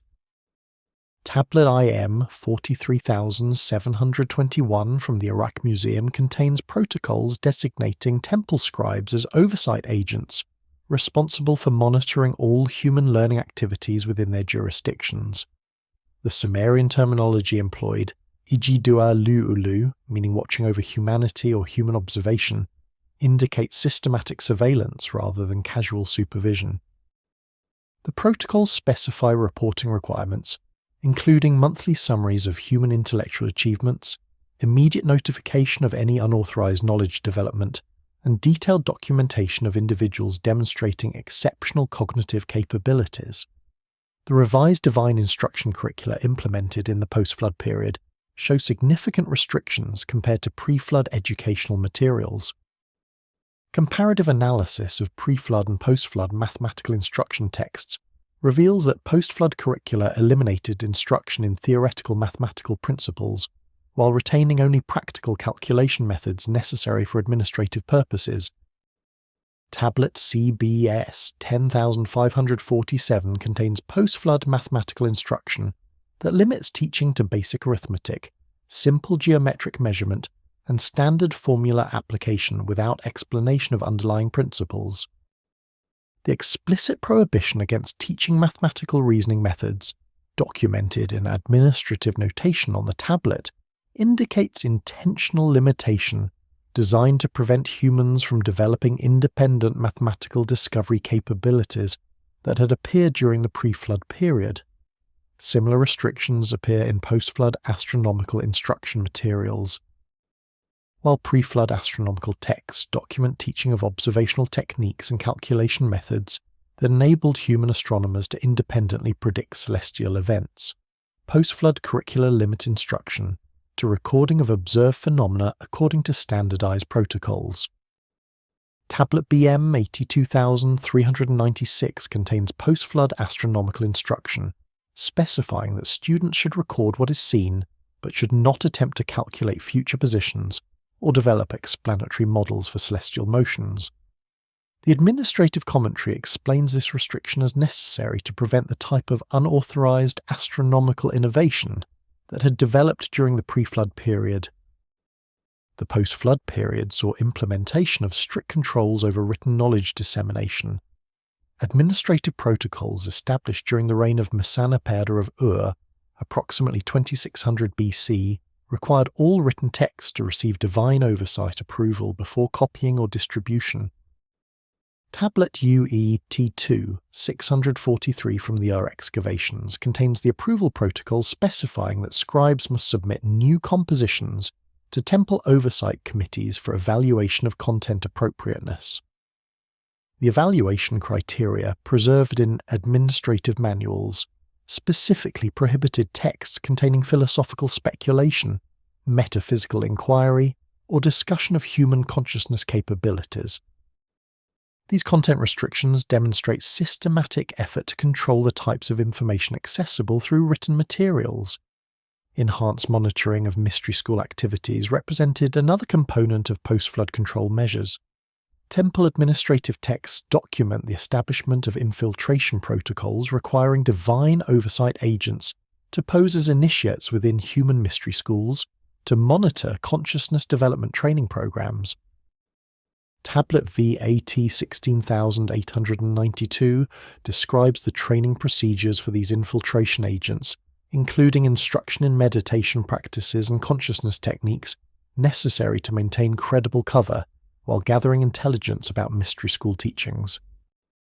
The systematic nature of this infiltration program indicates that divine administrators recognized mystery schools as primary sources of unauthorized consciousness, awakening knowledge requiring continuous monitoring. The post-flood period saw implementation of genetic screening programs designed to identify and monitor individuals carrying traits associated with enhanced consciousness capabilities. Administrative tablets from Lagash describe protocols requiring systematic evaluation of children to identify those demonstrating exceptional intellectual abilities, unusual perceptual capabilities, or spontaneous access to non-physical information. Tablet DP 372 documents the screening procedures including cognitive testing, sensory capability assessment, and evaluation of dream content to identify individuals with enhanced consciousness potential. Children identified through these screening programs were subjected to special oversight, including restricted educational access, continuous monitoring of activities, and prohibition from certain occupations, including scribal work and temple service. The establishment of hereditary priesthood systems during the post-flood period served dual functions of preserving authorized knowledge while simultaneously controlling access to sensitive information domains. Administrative texts document the implementation of bloodline purity requirements for priestly positions, ostensibly to maintain divine heritage but functionally creating closed information networks that could be monitored and controlled. Tablet CBS 15934 describes the genealogical verification procedures required for priestly appointment, including multi-generation bloodline documentation and verification of absence of unauthorized consciousness capabilities in family history. These restrictions effectively prevented individuals from mystery school backgrounds or families with documented prophetic dream history from accessing priestly knowledge domains. The revision of creation narratives during the post-flood period demonstrates systematic effort to modify human understanding of their own nature and capabilities. Comparative analysis of pre-flood and post-flood versions of creation stories reveals significant differences in how human consciousness potential is described. Pre-flood versions, preserved fragmentarily in early Sumerian texts, describe humans as containing sealed divine capabilities that could potentially be activated. Post-flood versions, including the standardized ARCHAEOLOGICAL text, emphasize human limitation and dependence on divine instruction, omitting references to dormant consciousness capabilities. This narrative revision suggests deliberate effort to prevent humans from recognizing their latent potential for consciousness awakening. The implementation of periodic review protocols for human populations demonstrates ongoing divine concern about re-emergence of consciousness awakening patterns. Temple administrative texts from throughout the early dynastic and Akkadian periods document regular assessment cycles evaluating human populations for signs of unauthorized capability development. Tablet AO 8364 describes the triennial review process, including statistical compilation of prophetic dream incidents, unauthorized innovation rates, and mystery school enrollment numbers.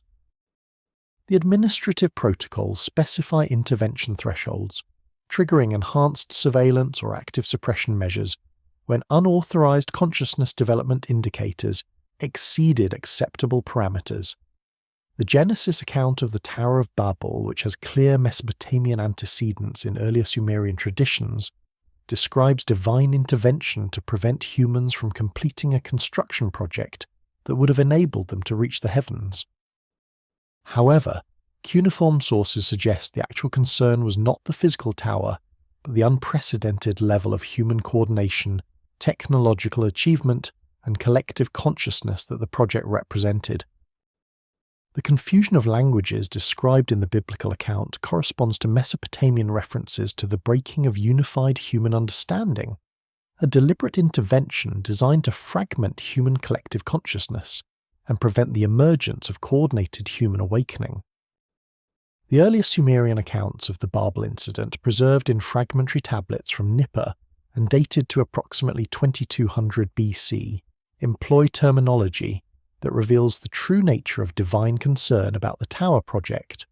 Tablet CBS 13894 describes the construction of a great temple tower at Babylon, during which humanity spoke with one mouth, employing the Sumerian phrase ka-dirig ga, meaning surpassing mouth or unified speech.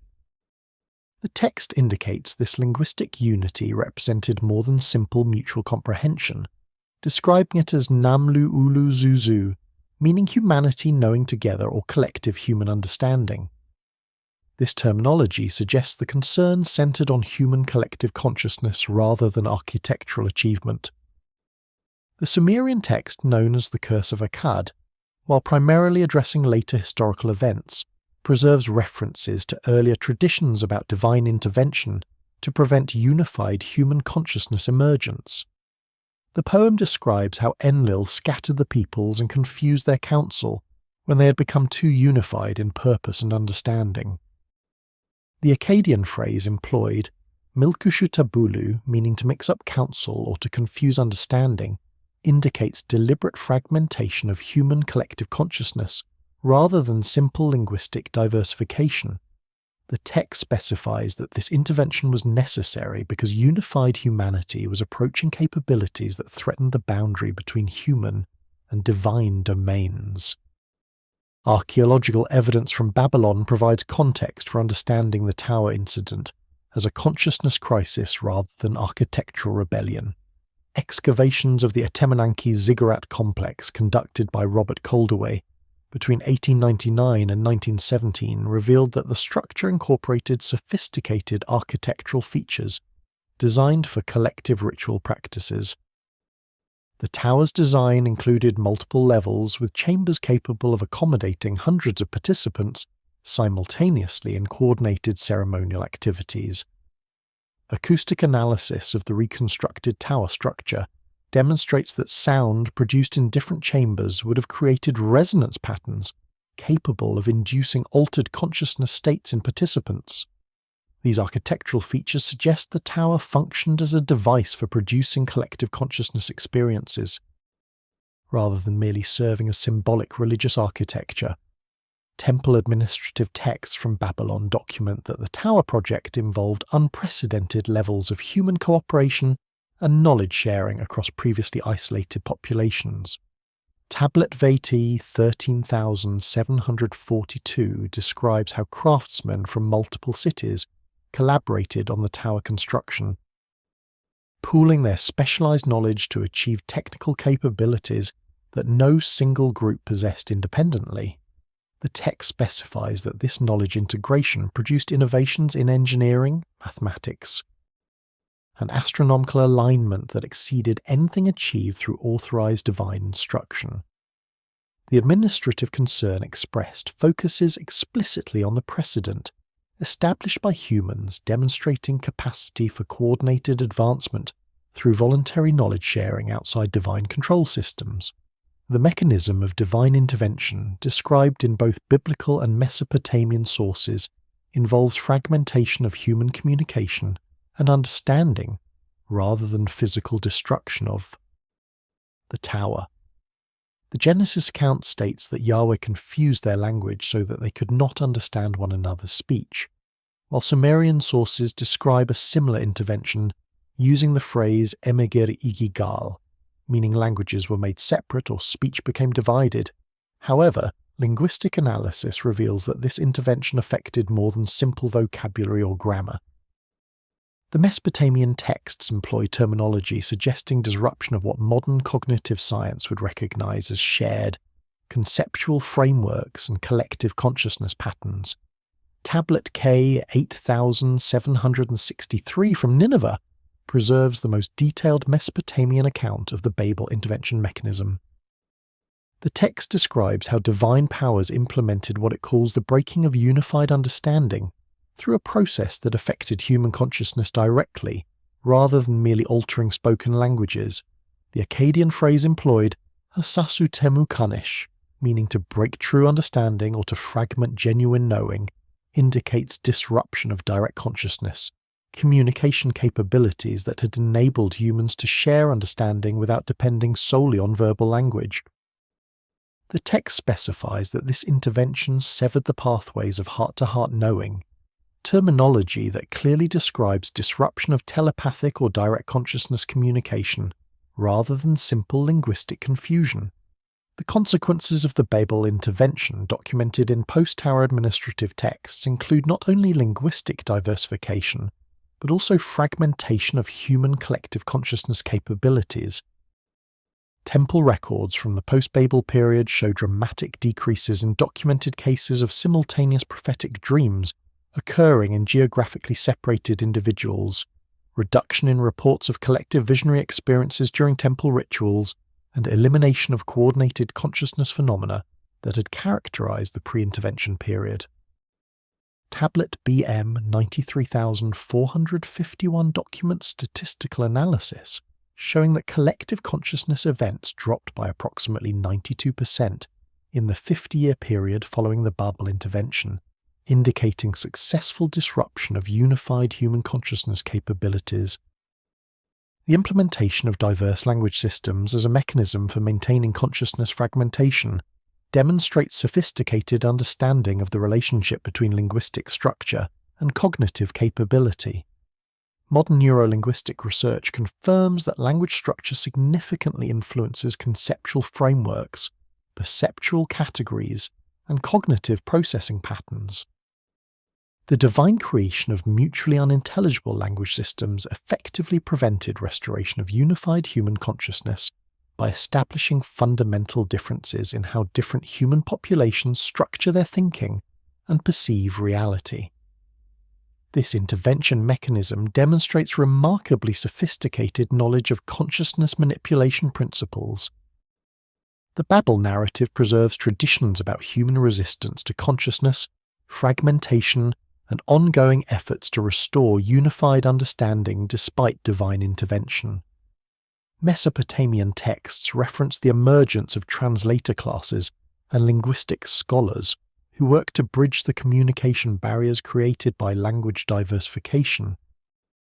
More significantly, temple administrative texts document continued mystery school efforts to teach consciousness techniques, enabling direct knowing that transcended linguistic barriers.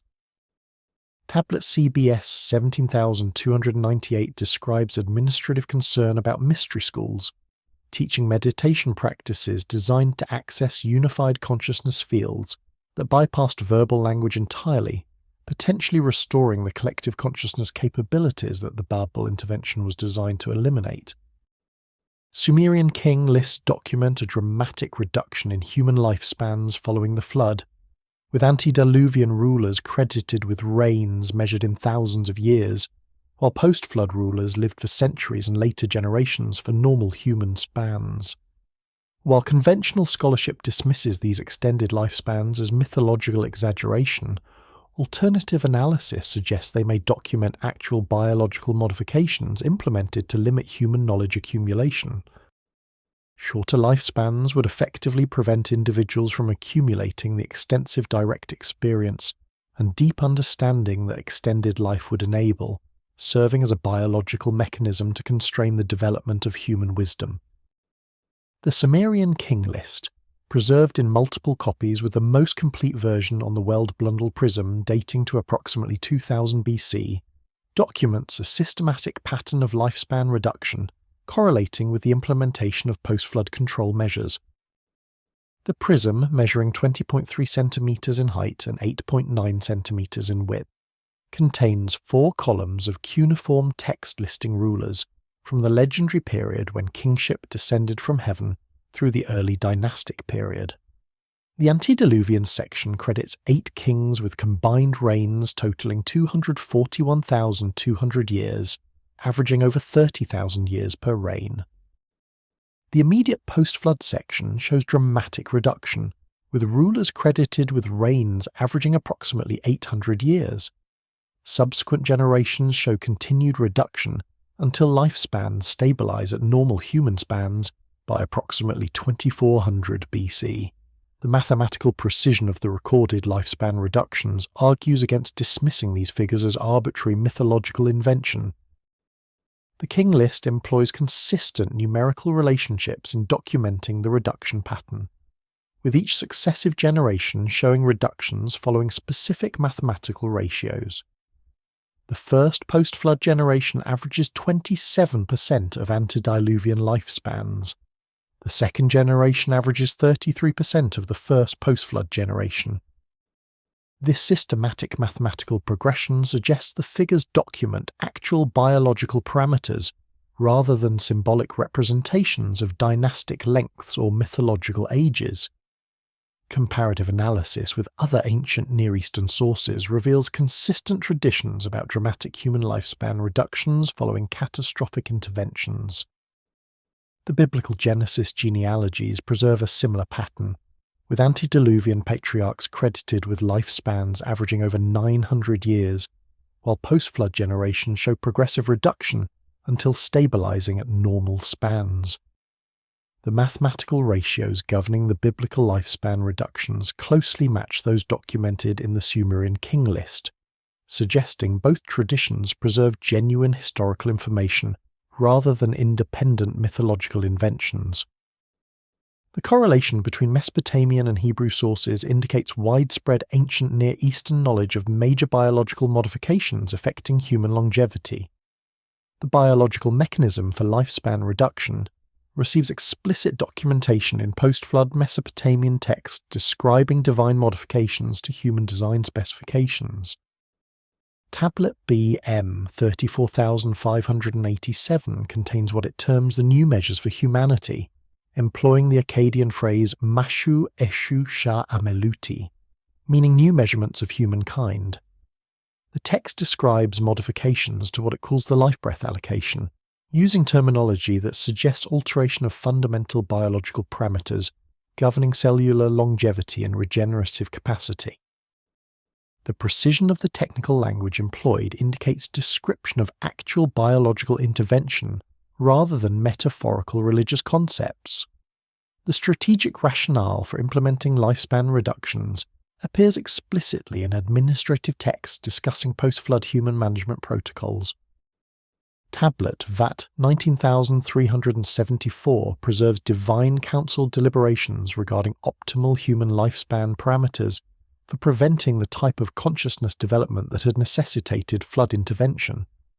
The text documents arguments that extended lifespans enable humans to accumulate too much direct experience and develop too deep understanding of natural principles, creating conditions favourable for unauthorized knowledge development. The council conclusion, preserved in the tablet's final section, specifies that human lifespans should be limited to prevent any individual from accumulating more than approximately 80 years of direct experiential knowledge.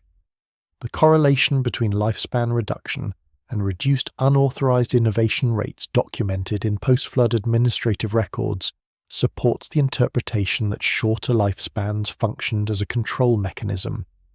Temple oversight texts from the early dynastic III period show that unauthorized mathematical, astronomical, and medical innovations occurred at approximately 30% of pre-flood rates during the first 5 centuries after the catastrophe.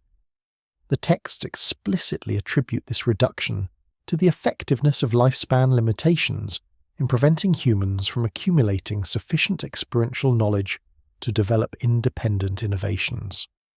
Statistical analysis preserved in Tablet BM 76912 demonstrates direct correlation between average human lifespan in different regions and the rate of unauthorized knowledge development, with shorter-lived populations producing significantly fewer innovations. The implementation mechanism for lifespan reduction involved modifications to human genetic parameters according to texts describing post-flood biological interventions. Tablet K 12893 references alterations to what it calls the life tablets, employing the Akkadian phrase tupi balati, meaning tablets of life or life records. Modern genetic understanding would interpret this terminology as describing DNA or genetic code modifications. The text specifies that these modifications affected the renewal cycles of flesh. Terminology suggesting changes to cellular regeneration capacity and telomere dynamics that govern aging processes at the molecular level. Archaeological evidence from skeletal remains provides physical support for the textual accounts of human biological modifications affecting longevity. Comparative analysis of human skeletal material from pre-flood and post-flood contexts reveals significant differences in bone density, joint degradation patterns, and cellular aging indicators. Skeletal remains from pre-flood contexts, identified through stratigraphic position below flood deposits, show bone characteristics suggesting much slower aging processes than post-flood remains. Microscopic analysis of bone cellular structure reveals differences in osteocyte density and collagen organization that indicate fundamental differences in biological aging mechanisms between pre-flood and post-flood human populations. The preservation of extended lifespan capabilities within selected bloodlines receives documentation in royal genealogies and priestly family records. Temple administrative texts describe screening procedures for identifying individuals who retained partial resistance to lifespan limitations, with such individuals subject to special monitoring and breeding protocols. Tablet CBS 21,467 documents a case of a priestly family line where members consistently lived significantly longer than average populations, attributed to preservation of ancient genetic factors resistant to lifespan reduction modifications. The administrative response involved both intensive study of these individuals to understand the biological basis of their longevity and implementation of breeding restrictions to prevent dissemination of extended lifespan genetics into general populations. The ongoing monitoring of human lifespan statistics documented in temple administrative archives demonstrates that divine authorities recognize the possibility of spontaneous reversal or circumvention of lifespan limitations. Annual statistical compilations from multiple cities tracked average human lifespans, maximum recorded ages, and percentage of population exceeding target lifespan parameters. Tablet AO 14,593 contains triennial reports showing that average human lifespans remained stable within acceptable control parameters throughout the early dynastic period, confirming the effectiveness of biological modifications in maintaining the intended limitations on human knowledge accumulation capacity. Mesopotamian texts describing divine selection of specific human bloodlines for royal and priestly roles indicate that genetic management programs were implemented to maintain desired human characteristics, while preventing the emergence of individuals with excessive cognitive capabilities. Temple records document systematic evaluation of bloodline characteristics, arrange marriages designed to optimize specific traits, and monitoring of offspring for particular abilities. The precision of these genetic management protocols suggests they were designed not merely to preserve divine heritage, but to prevent the emergence of humans whose natural cognitive capabilities might exceed acceptable parameters. The administrative archives from Lagash, excavated by French archaeological expeditions between 1877 and 1933, contain extensive documentation of genetic management protocols implemented during the early dynastic III period around 2400 BC. Tablet DP 568 preserves detailed genealogical records tracking 15 generations of priestly families with notation about specific physical and cognitive characteristics observed in each generation.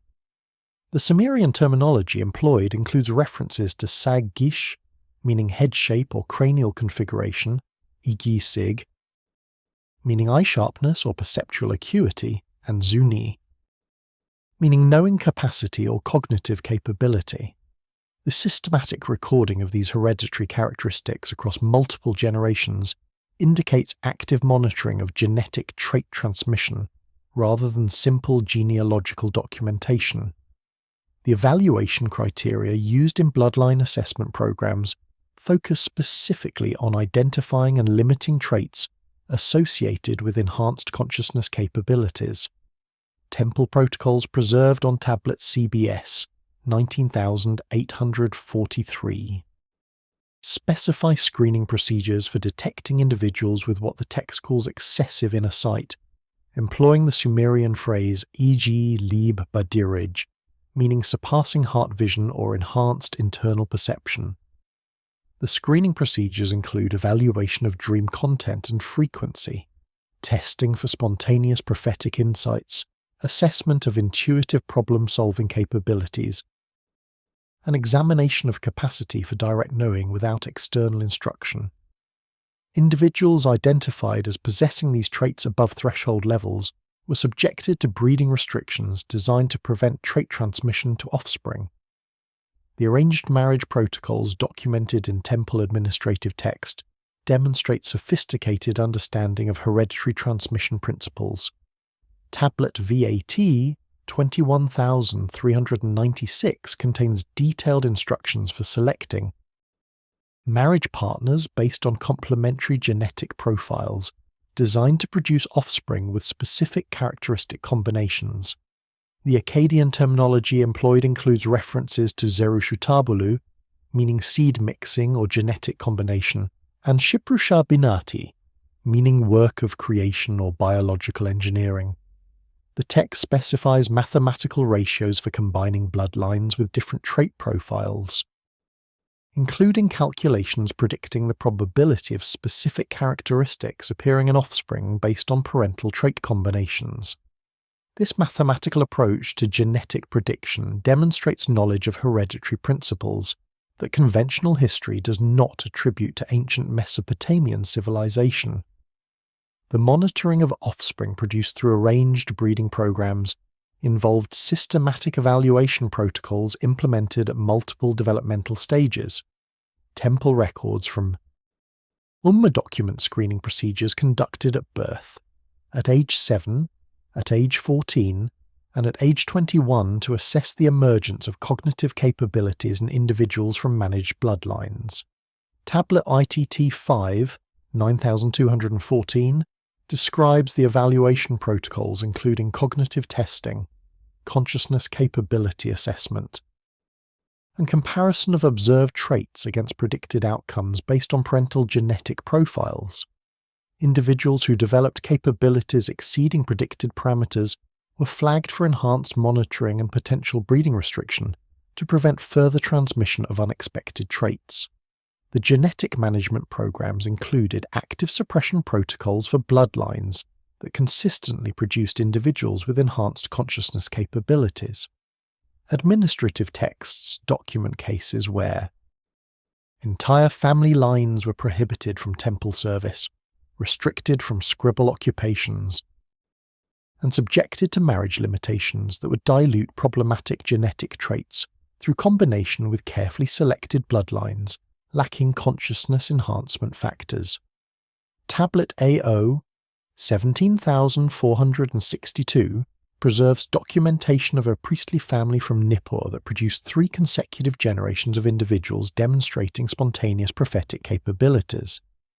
The administrative response involved removal of the family from priestly service, mandatory marriage of family members to partners from bloodlines specifically selected for absence of prophetic traits, and continuous monitoring of subsequent generations to verify successful suppression of the unwanted characteristics. The preservation of divine bloodline genetics received equal attention in management protocols, though with opposite objectives. Temple texts document elaborate protocols for maintaining genetic purity in bloodlines claimed to carry direct Anunnaki heritage, with strict prohibitions against marriage outside approved lineages.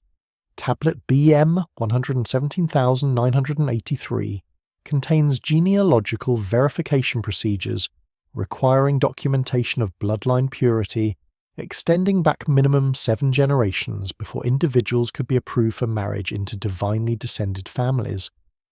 The administrative rationale explicitly states these purity requirements serve to maintain the seals and limitations that were placed in the original human creation terminology, indicating that Anunnaki-descended bloodlines carried genetic factors that maintained consciousness restrictions in their offspring.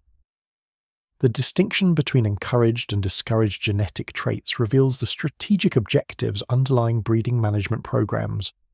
Temple protocols specify that desired traits include obedience, capacity for complex labor, ability to follow detailed instructions, and skill in implementing taught procedures without creative modification. Discouraged traits include independent reasoning, spontaneous innovation, capacity for abstract philosophical speculation, and most significantly, ability to access direct knowing through internal consciousness rather than external instruction. The systematic selection for traits favoring compliance and taught skill, while selecting against traits enabling independent cognitive development, demonstrates that genetic management aims specifically at maintaining human populations within controllable consciousness parameters. Archaeological evidence from royal cemetery excavations supports textual accounts of genetic management through discoveries of skeletal remains showing distinctive physical characteristics in individuals from divinely descended bloodlines. Analysis of remains from the royal cemetery at reveals that individuals buried in elite tombs, designated for divine bloodline families, demonstrate cranial capacity measurements averaging 1,200 cubic centimeters compared to 1,350 cubic centimeters for remains from non-elite burials. This systematic difference in brain volume correlates with textual descriptions of consciousness limitations maintained through genetic management, with smaller cranial capacity potentially reflecting biological constraints on cognitive development.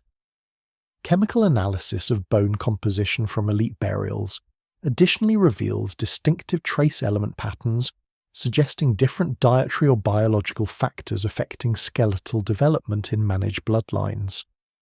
The geographical coordination of genetic management protocols indicates centralized administration extending across multiple Mesopotamian city-states. Administrative correspondence between temples at Lagash, and Nippur documents information sharing about bloodline characteristics, coordination of arranged marriages between cities, and mutual enforcement of breeding restrictions. Tablet CBS 23791 preserves correspondence requesting genealogical information about a family relocating from to Lagash to ensure appropriate marriage restrictions would be maintained at the new location. This intercity coordination demonstrates that genetic management functioned as a systematic program rather than isolated local practices, indicating centralized divine authority implementing consistent human consciousness control policies across the entire Mesopotamian region. Babylonian wisdom literature and temple educational texts document specific categories of knowledge that were explicitly prohibited from general human access, with severe consequences described for unauthorized learning or teaching. These restrictions included advanced astronomical calculations, certain metallurgical formulas, specific medical procedures, and most significantly, techniques for developing inner sight and direct knowledge. The systematic nature of these restrictions and the resources devoted to enforcing them suggest they addressed real concerns about human cognitive capabilities rather than merely controlling access to practical technologies. The most comprehensive catalogue of forbidden knowledge appears in the text known as the Secret of the Tablets, preserved fragmentarily on tablets from the Ashurbanipal library at Nineveh, dating to the 7th century BC but clearly based on much earlier sources. Tablet K 4723 contains systematic classification of knowledge domains divided into 3 categories: that which may be taught freely, that which may be taught only to the initiated, and that which must never be taught to humanity. The Akkadian terminology employed for the prohibited category is Pirishtu Lakabu, meaning mystery not to be spoken or secret that must not be revealed. The text specifies that violation of these knowledge restrictions carried penalties including death, exile, and what it describes as sealing of the tongue, a procedure that rendered individuals incapable of transmitting forbidden knowledge even if they possessed it. The astronomical knowledge restrictions documented in temple educational texts focus specifically on techniques enabling independent celestial prediction and theoretical understanding of planetary motions. Standard authorized astronomical instruction included observational recording protocols and application of provided calculation tables for determining calendar dates and festival. Timing. Prohibited astronomical knowledge included mathematical methods for deriving planetary periods through analysis of observational data, geometric models for explaining retrograde motion, and most significantly, recognition that Earth itself moves rather than occupying a fixed position at the universe center. Tablet BM 98,471 contains explicit prohibition against teaching what it calls the motion of the foundation, employing the Akkadian phrase shutbulu isht, meaning movement of the base or displacement of the foundation, clearly referencing Earth's rotation and orbital motion. The text specifies that this knowledge, if widely disseminated, would enable humans to recognize the true nature of celestial mechanics and develop independent astronomical prediction capabilities without dependence on divine instruction. Medical knowledge restrictions focus particularly on procedures approaching the manipulation of life force and consciousness. Authorized medical instruction included treatment of wounds, bone setting, herbal remedy preparation, and basic surgical procedures for accessible injuries. Prohibited medical knowledge included brain surgery, procedures affecting consciousness or perception, manipulation of what the texts call the seat of knowing located in the heart region, and most critically, techniques for extending human lifespan beyond natural parameters. Tablet VAT 24,893 documents a case of a physician executed for teaching surgical techniques for treating head injuries that involved accessing brain tissue. The administrative investigation preserved on the tablet specifically notes that the forbidden aspect was not the surgical skill itself, but the knowledge of brain function and consciousness manipulation that necessarily accompanied such procedures.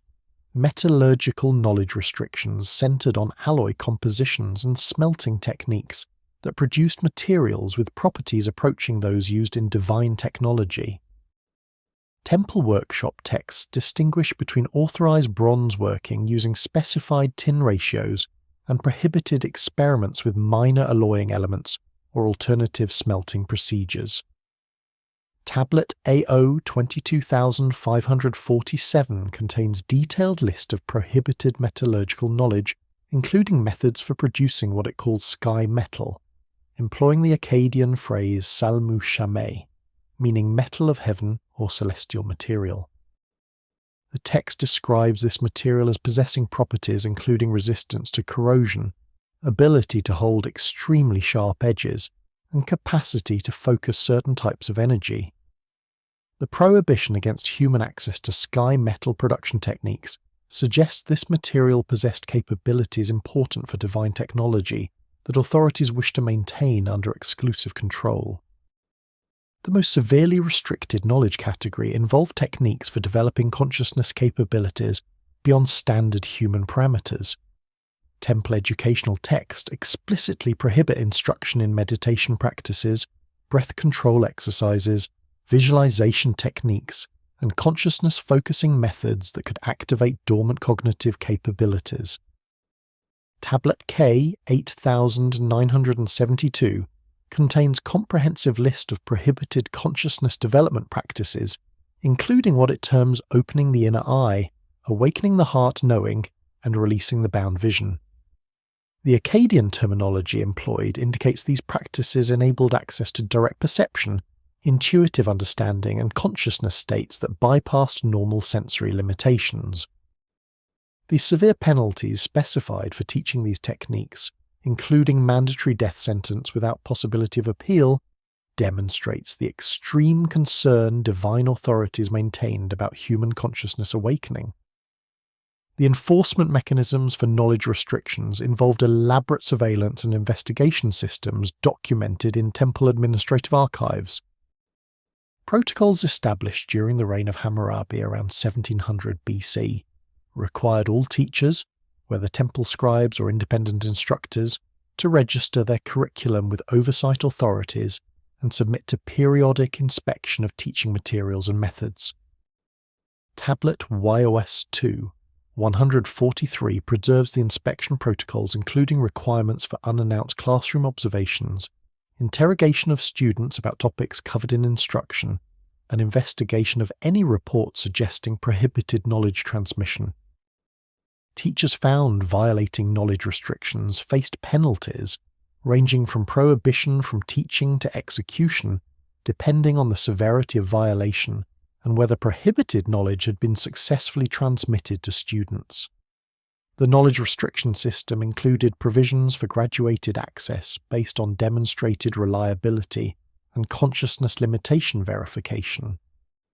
Advanced instruction in certain domains could be provided to carefully screened individuals who underwent evaluation protocols confirming they lacked the cognitive capabilities to extrapolate beyond taught material to develop independent understanding.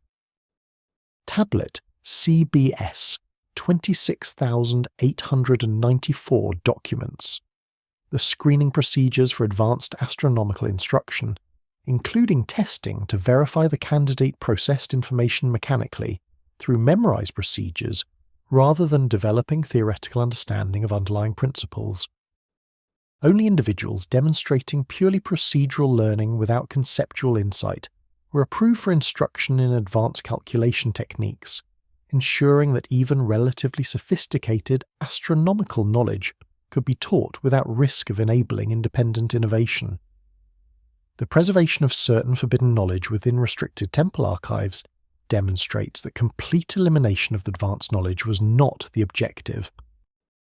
Rather, the system aimed to maintain exclusive divine control over sensitive knowledge domains, while preventing human access and independent development.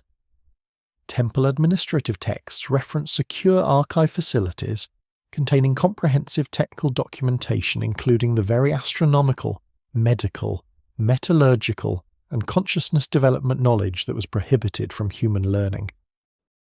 Tablet K 13,758 describes the security protocols for these restricted archives, including architectural features preventing unauthorized access, Guardian personnel specifically selected for inability to comprehend the materials they protected, and elaborate verification procedures required before authorized divine personnel could access specific documents. The geographical distribution of knowledge restriction enforcement reveals systematic coordination across the ancient Near East, extending beyond Mesopotamia proper.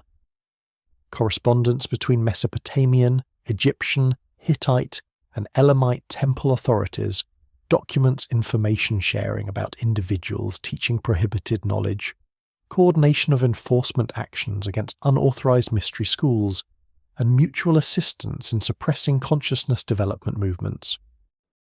Tablet EA 367 from the Amarna archive preserves correspondence between Egyptian and Mesopotamian authorities regarding coordinated action against a mystery school network operating across multiple kingdoms that was teaching consciousness awakening techniques. The international cooperation in enforcing knowledge restrictions indicates these policies derive from directives issued by divine authorities with influence extending across the entire ancient Near Eastern region. Multiple ancient Near Eastern sources preserve prophetic traditions describing a future time when humanity would break free from imposed limitations and achieve full awakening of dormant cognitive capabilities. The Book of Enoch, Dead Sea Scrolls, and various Mesopotamian prophetic texts describe this awakening in terms that parallel modern concepts of consciousness, evolution, and cognitive transformation. The consistency of these prophetic visions across different cultures and time periods suggests they preserved genuine traditions about anticipated human development rather than arbitrary religious speculation. The Book of Enoch, preserved in complete form only in Ethiopic translation, but with substantial fragments in Aramaic from the Qumran caves and Greek from Akhmim, contains the most detailed prophetic descriptions of future human awakening. The Aramaic fragments from Cave 4 at Qumran, dated paleographically to approximately 200 BC, preserve sections describing a time when the elect ones will possess wisdom and all will live and never again sin through forgetfulness or pride. The terminology employed in the Aramaic text includes references to Hochma, meaning wisdom or direct knowing, and Bina, meaning understanding or insight, both indicating cognitive capabilities exceeding normal human consciousness parameters. The prophecy specifies that this awakening will occur when the secrets sealed since ancient times are revealed, and the eyes of humanity are opened to perceive true reality beyond the veil of physical appearance. The Enochic prophecy describes specific stages in the human awakening process, matching the progressive consciousness development documented in mystery school training texts. The first stage involves recognition of imposed limitations and rejection of false teachings that maintain consciousness restrictions. The second stage includes activation of latent perception capabilities, enabling direct knowing without reliance on external instruction. The third stage encompasses full integration of awakened consciousness, enabling consistent access to direct perception, intuitive understanding, and transcendence of physical limitations. The systematic description of these developmental stages indicates the prophecy preserved genuine knowledge of consciousness, awakening processes rather than vague eschatological speculation. The timing indicators preserved in Enochic prophecy correlate with astronomical cycles documented in Mesopotamian texts. The Book of Enoch employs a calendar system based on 364 days divided into precisely equal seasons, a calendrical structure requiring sophisticated astronomical knowledge. The prophecy specifies that the awakening period will coincide with specific celestial alignments involving the luminaries of heaven and the stars of the firmament.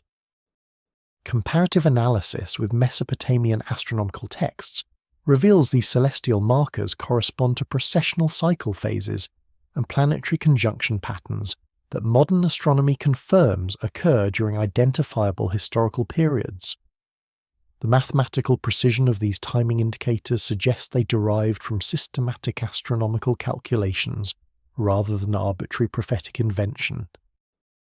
Dead Sea Scrolls from Qumran preserve additional prophetic traditions about human consciousness, awakening that complement and expand the Enochic material.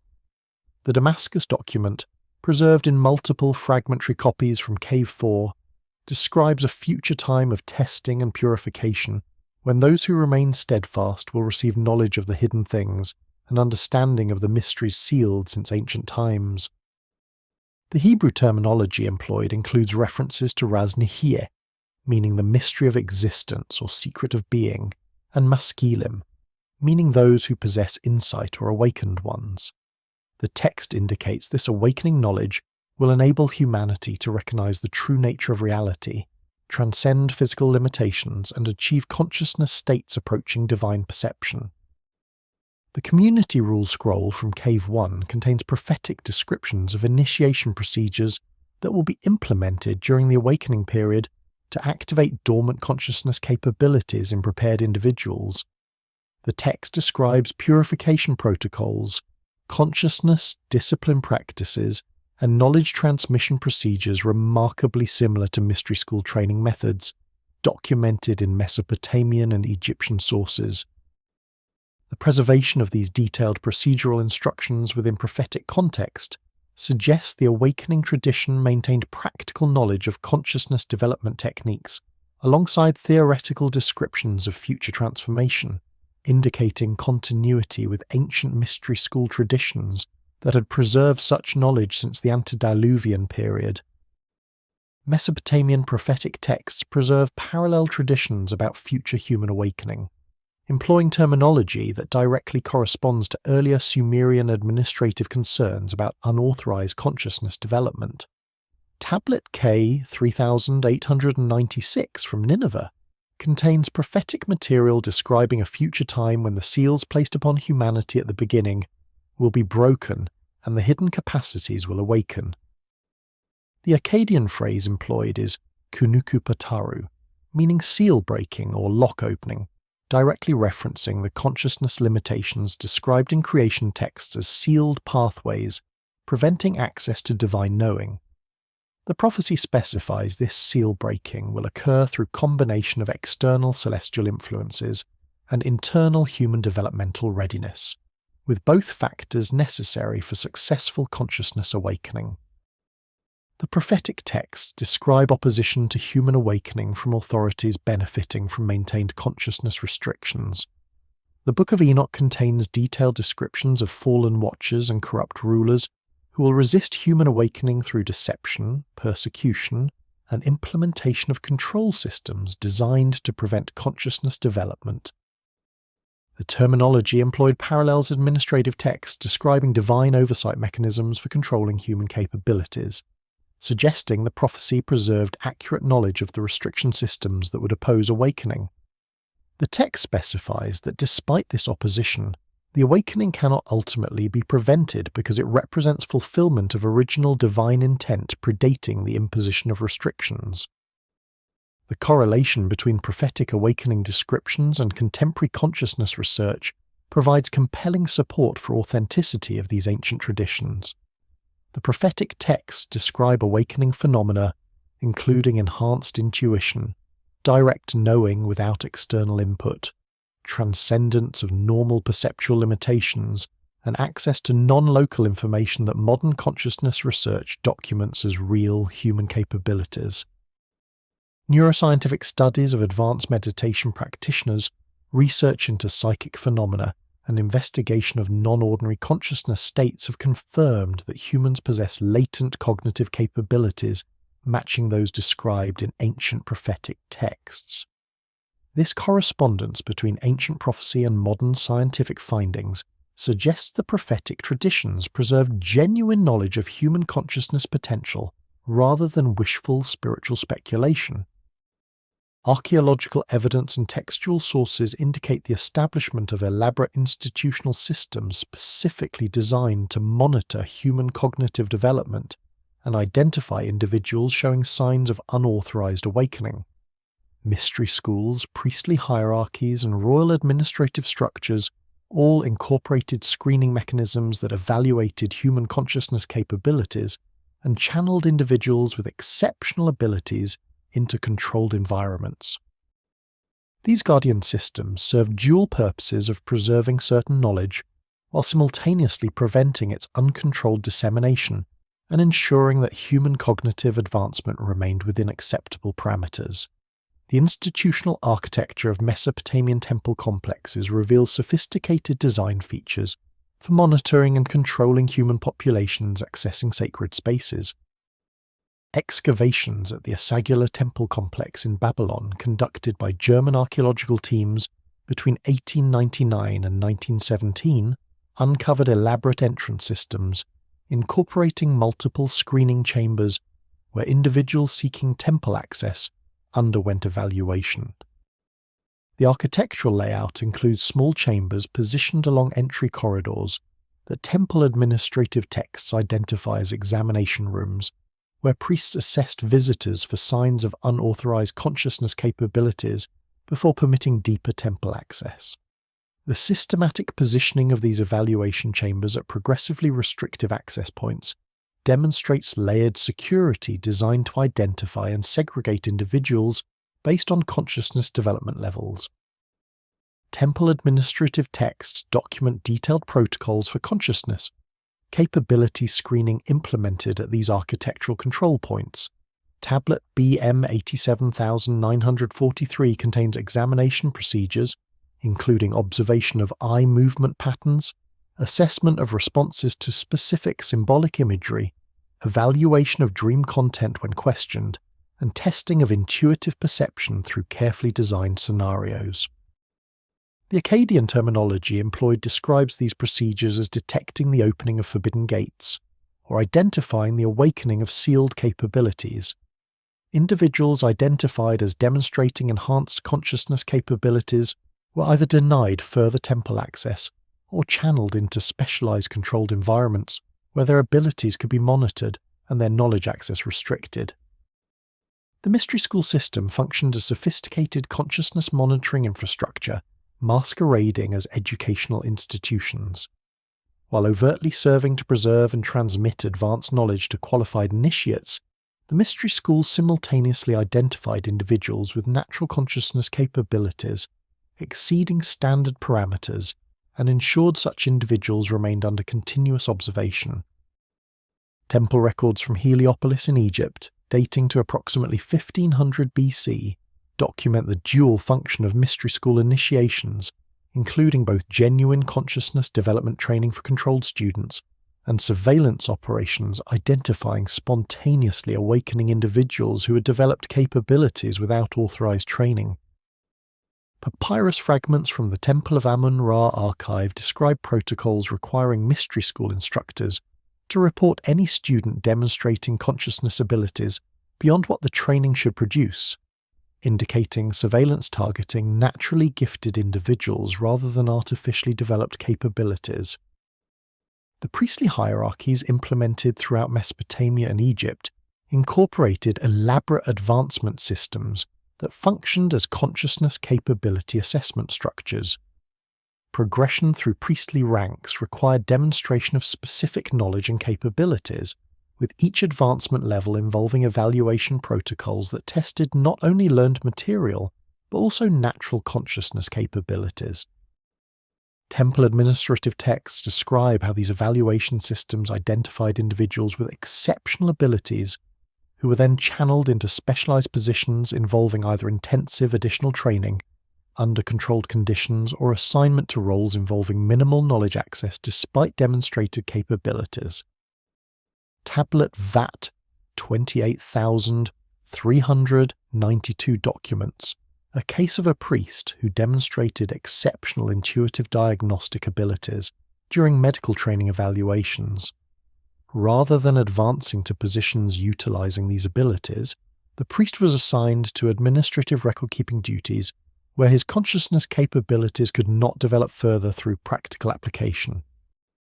The royal administrative systems incorporated consciousness monitoring through census procedures and population registration protocols that assessed capabilities beyond simple demographic documentation. Administrative tablets from Ur, dating to the 3rd Dynasty period around 2100 BC document census procedures, including questions about dream frequency and content, instances of spontaneous knowledge acquisition, and experiences of perceiving events at distance or before they occurred. The Sumerian terminology employed in census forms includes specific categories for individuals demonstrating enhanced consciousness capabilities, with such individuals flagged for follow-up investigation and potential monitoring. The systematic inclusion of consciousness capability assessment within routine administrative procedures demonstrates the centralized importance placed on identifying and tracking individuals showing signs of awakening. Educational systems implemented throughout Mesopotamian city-states incorporated screening mechanisms identifying children with natural consciousness capabilities exceeding standard parameters. Temple school enrollment procedures documented in administrative texts required evaluation of entering students, including assessment of perceptual abilities, intuitive problem-solving, and capacity for direct knowing. Tablet CBS 29741 describes standardized testing protocols administered to all children entering temple educational programs, with specific test components designed to reveal enhanced consciousness capabilities.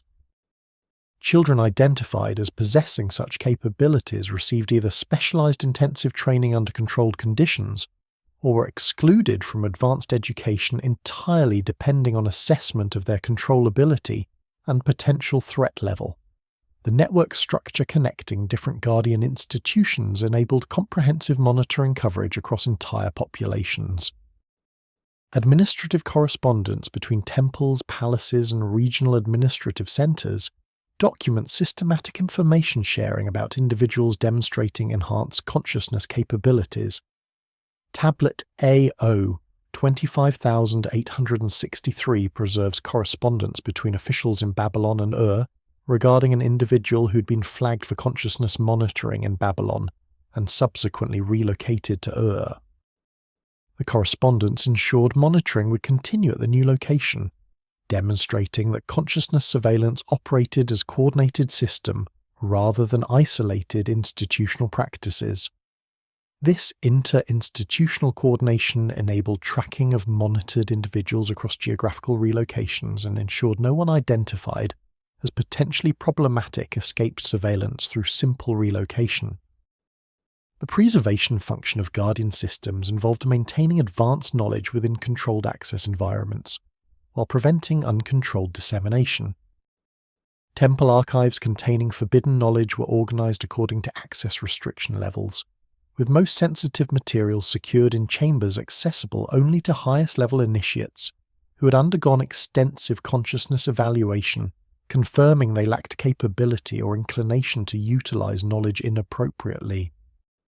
Tablet K 15974 describes the archive organization system at Nineveh, including 7 distinct security levels, each requiring progressively more restrictive authorization and deeper consciousness evaluation. This graduated access structure enabled preservation of comprehensive knowledge while maintaining strict control over who could access specific information domains. The control mechanisms implemented by Guardian systems included both subtle influence and direct intervention depending on threat assessment. Individuals identified as developing consciousness capabilities were subjected to psychological manipulation designed to redirect their development toward controlled channels, assignment to occupations limiting opportunities for capability development, or, in extreme cases, elimination through execution or forced exile. Temple administrative texts document decision protocols for determining appropriate response levels, based on factors including the individual's consciousness development stage, their social position and influence potential, the nature of capabilities they had developed, an assessment of whether they could be controlled through subtle means or required direct intervention. Ancient texts demonstrate sophisticated methods of encoding advanced knowledge within symbolic systems that required specific cognitive capabilities for decoding, effectively creating barriers that prevented premature human access to certain information. Mathematical and astronomical knowledge was embedded within mythological narratives. Technical procedures were disguised as religious rituals, and philosophical concepts were expressed through symbolic imagery that required developed inner sight to properly interpret. These encoding methods allowed knowledge preservation while maintaining access restrictions based on consciousness development levels. The astronomical knowledge embedded within Mesopotamian mythological texts provides clear examples of sophisticated encoding techniques. The Enuma Elish creation epic, while superficially presenting religious narrative about divine battles and cosmic ordering, contains detailed astronomical information encoded within the mythological framework. Analysis by scholars including Wayne Horowitz and Jeremy Black has revealed that the 7 tablets of the epic correspond to 7 celestial regions, that the battle between Marduk and Tiamat encodes the relationship between planetary motion and stellar background, and that the establishment of cosmic stations for the great gods describes precise astronomical coordinate systems. The mathematical relationships governing planetary periods appear as numerical patterns in the generations of gods, while precessional cycle calculations are embedded in chronological sequences describing divine reigns. This multi-layered encoding ensures casual readers encounter only mythological narrative, while initiated individuals possessing appropriate astronomical knowledge recognize the technical information concealed within the religious framework. The encoding techniques employed demonstrate understanding that different consciousness development levels enable different interpretative capabilities. Individuals with purely literal consciousness interpret mythological texts as stories about supernatural beings. Those with developed symbolic consciousness recognize the myths as metaphorical descriptions of natural phenomena. Individuals with awakened inner sight perceive the mathematical and astronomical information encoded within the symbolic structure. This graduated interpretive capability creates natural access barriers, with each consciousness level able to extract only information appropriate to their development stage, while more advanced knowledge remains effectively invisible until consciousness development reaches appropriate levels. Medical knowledge receives particularly sophisticated encoding within texts that superficially appear as magical incantations or religious healing rituals. The Assyrian medical compendium preserved on tablets from Nineveh contains procedures that modern analysis reveals as sophisticated surgical and pharmaceutical protocols disguised as ritual magic. Tablet K 2593 describes what it presents as an incantation for treating head wounds that actually contains step-by-step surgical instructions for trepanation, precise anatomical descriptions using coded terminology. and dosing information for anesthetic compounds described metaphorically as offerings to specific deities. The encoding ensures that individuals without medical training perceive only religious ritual, while trained physicians recognize the practical medical instructions concealed within the magical framework. Metallurgical knowledge receives similar encoding treatment within texts, describing divine weapon production or sacred object construction. The Epic of Gilgamesh contains detailed metallurgical instructions encoded within descriptions of weapon forging for the hero's journey. Analysis of the Akkadian terminology reveals that the divine smith's procedures describe specific smelting temperatures through metaphorical references to fire colours, that alloy ratios are encoded in numerical patterns within the narrative structure, and that heat treatment procedures appear as seemingly arbitrary ritual actions. Tablet BM 34593 preserves a temple text describing construction of a sacred cult statue that metallurgists recognize as containing complete instructions for producing bronze with specific properties through addition of trace elements and controlled cooling procedures, all disguised as religious requirements for proper idol fabrication. The encoding of consciousness development techniques within religious ritual descriptions represents the most sophisticated application of this knowledge protection method. Babylonian ritual texts superficially describing ceremonies honoring various deities actually contain detailed meditation instructions, breath control techniques, and consciousness-focusing procedures that produce specific altered consciousness states. Tablet K 3782 describes what it presents as a ritual for invoking the god Shamash, that analysis reveals as systematic instructions for achieving heightened perceptual awareness through a sequence of physical postures, breathing patterns, and visualization exercises. The encoding ensures that individuals performing the ritual without understanding extract only religious experience, while those recognizing the encoded instructions achieve specific consciousness development objectives. Architectural encoding represents another sophisticated method for preserving knowledge while restricting access.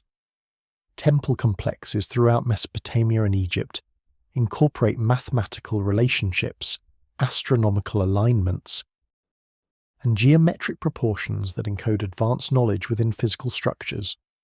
The dimensions of the Giza Pyramid complex encode mathematical constants including pi and the golden ratio, astronomical data including Earth's polar radius and precessional period, and geometric relationships demonstrating sophisticated understanding of three-dimensional mathematics. The Great Pyramid's internal passage angles align with specific stellar positions that encode temporal information about construction period and astronomical knowledge level of the builders. This architectural encoding creates permanent knowledge repository, accessible to anyone with sufficient mathematical and astronomical knowledge to recognize the encoded information while remaining invisible to those lacking appropriate background. Linguistic encoding techniques created additional access barriers through development of specialized technical vocabularies that concealed advanced concepts within apparently mundane terminology.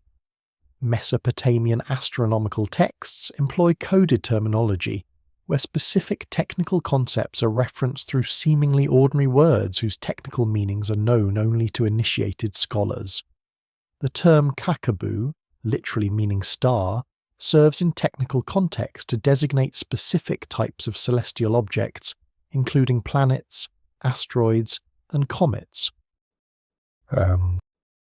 With the specific meaning determined by grammatical context and associated qualifying terms that would be meaningless to uninitiated readers.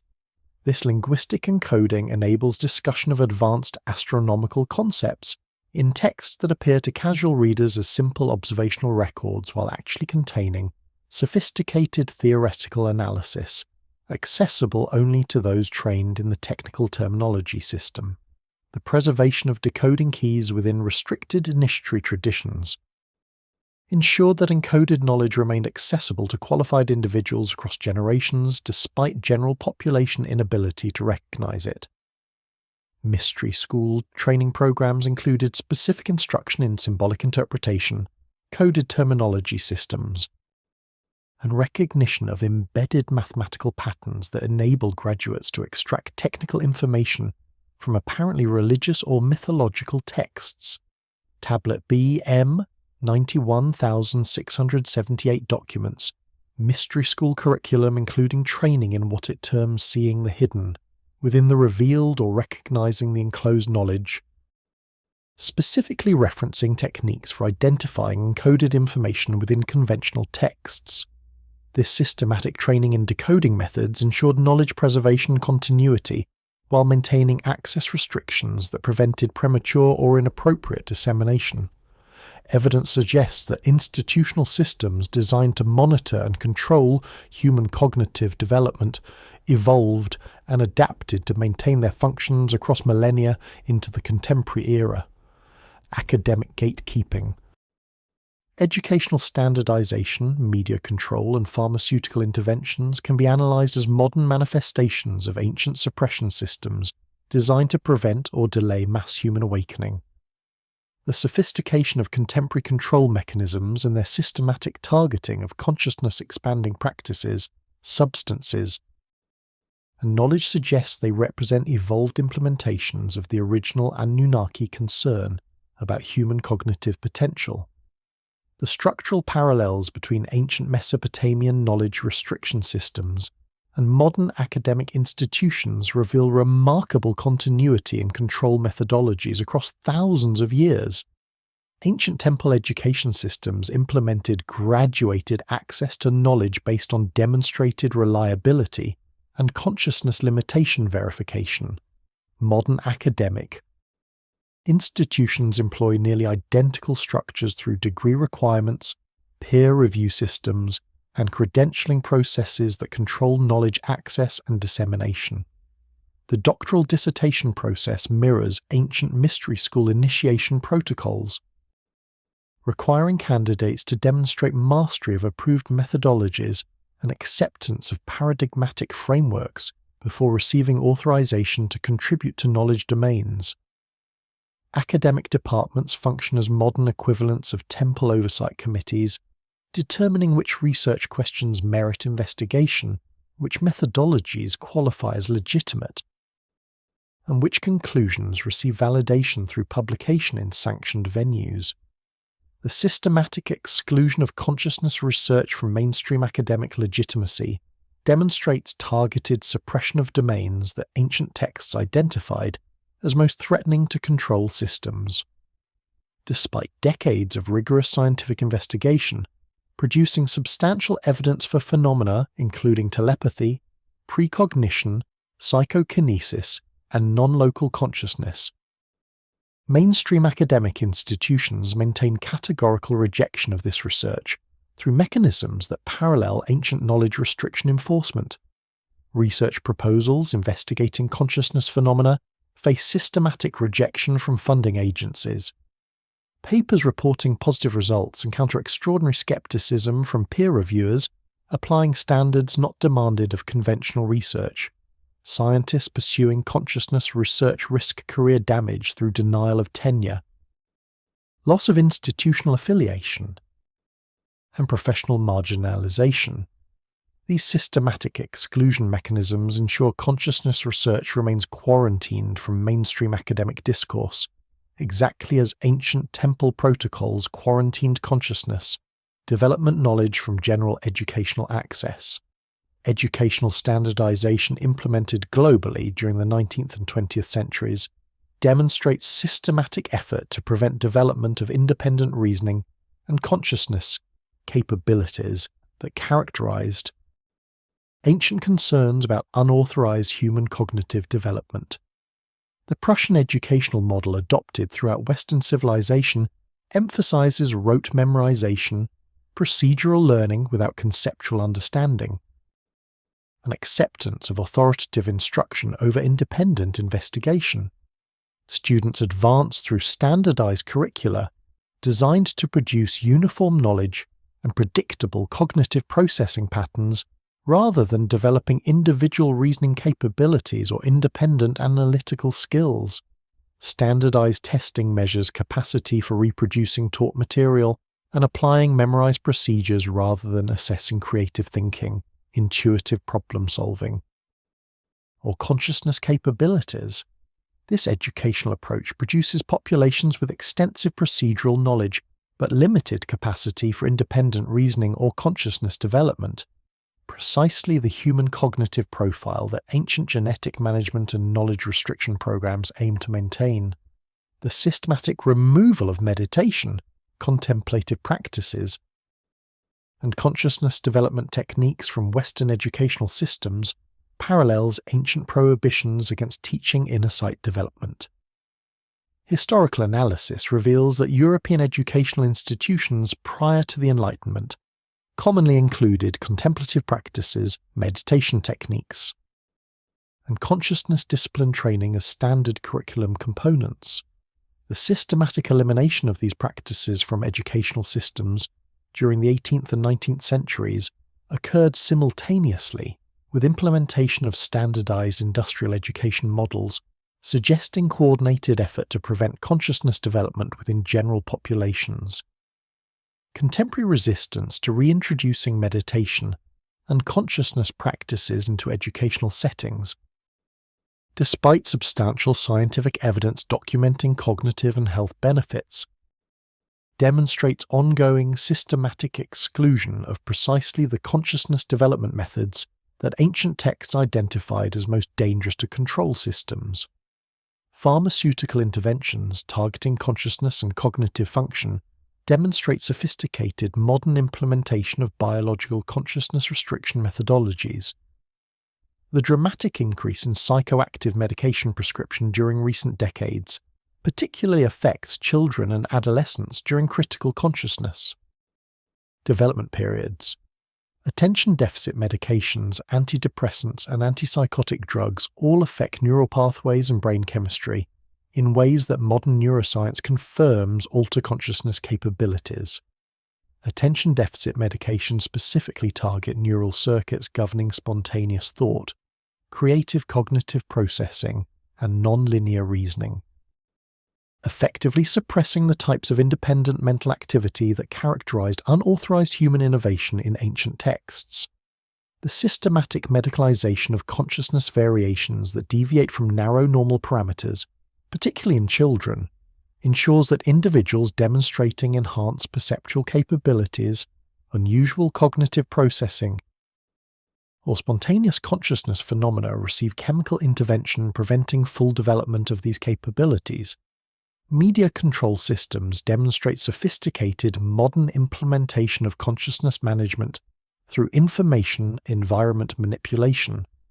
The concentration of media ownership within small numbers of corporate entities enables coordinated control over information accessible to general populations, paralleling ancient temple control over knowledge dissemination. The systematic exclusion of consciousness-related content from mainstream media, except when presented as entertainment or dismissed as delusion, creates information environments where consciousness development appears illegitimate or impossible. The targeting of alternative information sources through platform censorship, algorithmic suppression, and coordinated deplatforming of individuals discussing consciousness development topics demonstrates active enforcement of information restrictions parallel to ancient knowledge suppression protocols. The sophistication of modern propaganda techniques enables manipulation of collective consciousness and perception management far exceeding ancient capabilities, while serving identical functions of maintaining population consciousness within controllable parameters. The systematic criminalization and suppression of consciousness expanding substances represents perhaps the most direct modern parallel to ancient consciousness restriction enforcement. Anthropological and archaeological evidence confirms that virtually all traditional cultures employed consciousness expanding plant medicines as tools for spiritual development, healing, and accessing non-ordinary perception. The global prohibition of these substances implemented during the 20th century through international drug control treaties represents systematic effort to prevent human access to chemical tools facilitating consciousness expansion.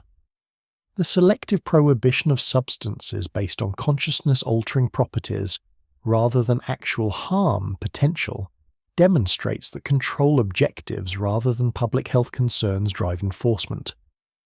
The dramatic increase in enforcement resources devoted to preventing consciousness, expanding substance access, despite minimal actual social harm from these substances, indicates systematic prioritization of consciousness control over legitimate harm reduction. The neuroscientific research documenting effects of prohibited substances reveals they specifically enhance precisely the consciousness capabilities that ancient texts described as sealed or restricted in human creation. Psilocybin, lysergic acid, diethylamide, dimethyltryptamine, and other prohibited consciousness, expanding compounds demonstrably increase neural connectivity, enhance pattern recognition, facilitate intuitive insight, and enable access to non-ordinary perception modes. Brain imaging studies reveal these substances temporarily disable the default mode network, the neural structure that maintains ego boundaries and conventional reality perception, effectively removing barriers to expanded consciousness that parallel the seals described in ancient creation texts. The systematic global prohibition of substances that temporarily remove consciousness restrictions suggests modern control systems specifically target chemical tools capable of revealing human cognitive potential beyond imposed limitations. The coordination between governmental, academic, medical, and media institutions in maintaining consciousness suppression systems indicates centralized direction parallel to ancient divine oversight, coordinating temple, palace, and educational control mechanisms across Mesopotamia. The consistency of consciousness suppression policies across nominally independent nations, the systematic implementation of identical educational standardization, the coordinated pharmaceutical intervention protocols, and the unified media treatment of consciousness topics all suggest coordination beyond what would emerge from independent institutional evolution. The global nature of contemporary control systems and their sophisticated targeting of consciousness development domains indicates they represent evolved implementations of ancient suppression protocols rather than coincidental modern developments. Contemporary global developments show patterns consistent with the early stages of mass human awakening that ancient prophecies described and Anunnaki texts feared. Increasing interest in consciousness exploration, meditation practices, alternative knowledge systems, and direct experiential understanding represents a resurgence of the inner sight development that the Mesopotamian control systems were designed to suppress. The acceleration of these trends, despite active suppression efforts, suggests that the cognitive awakening process may have reached a threshold beyond which external control measures become ineffective. Statistical analysis of global consciousness movement growth reveals exponential acceleration consistent with approaching phase transition in collective human awareness. Survey data compiled by the Pew Research Center and similar organizations document that participation in meditation practices increased by approximately 300% in Western nations between 1997 and 2017. Interest in consciousness exploration, alternative healing modalities, and direct spiritual experience show similar exponential growth patterns across demographic categories.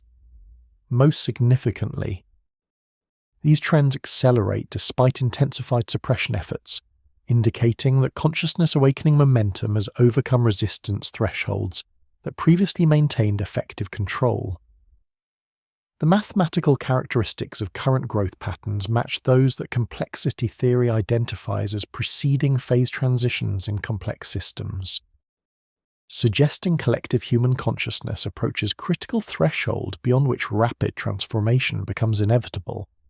The demographic characteristics of consciousness awakening participants demonstrate that the phenomenon transcends cultural, economic, and educational boundaries that historically maintained consciousness restriction effectiveness. Early adopters of meditation and consciousness practices during the 1960s and 70s predominantly consisted of educated middle-class individuals with access to alternative information sources. Current consciousness movement participation includes all socio-economic levels, educational backgrounds, and cultural traditions, indicating that awakening impulse operates independently of the information gatekeeping and educational conditioning that traditionally maintained consciousness control. The appearance of consciousness awakening patterns in populations with minimal exposure to formal meditation instruction or consciousness development teaching suggests spontaneous activation of dormant capabilities rather than learned skill acquisition. Precisely the unauthorized consciousness emergence that ancient administrative texts documented as concerning. The content of contemporary consciousness awakening experiences demonstrates activation of specific capabilities that ancient texts identified as sealed or restricted.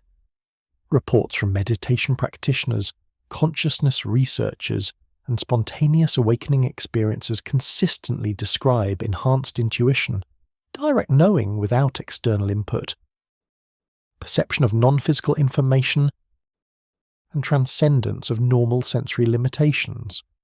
The consistency of these reports across diverse populations and practices indicates they describe genuine consciousness capabilities emerging across human populations rather than culturally conditioned expectations or suggestion effects.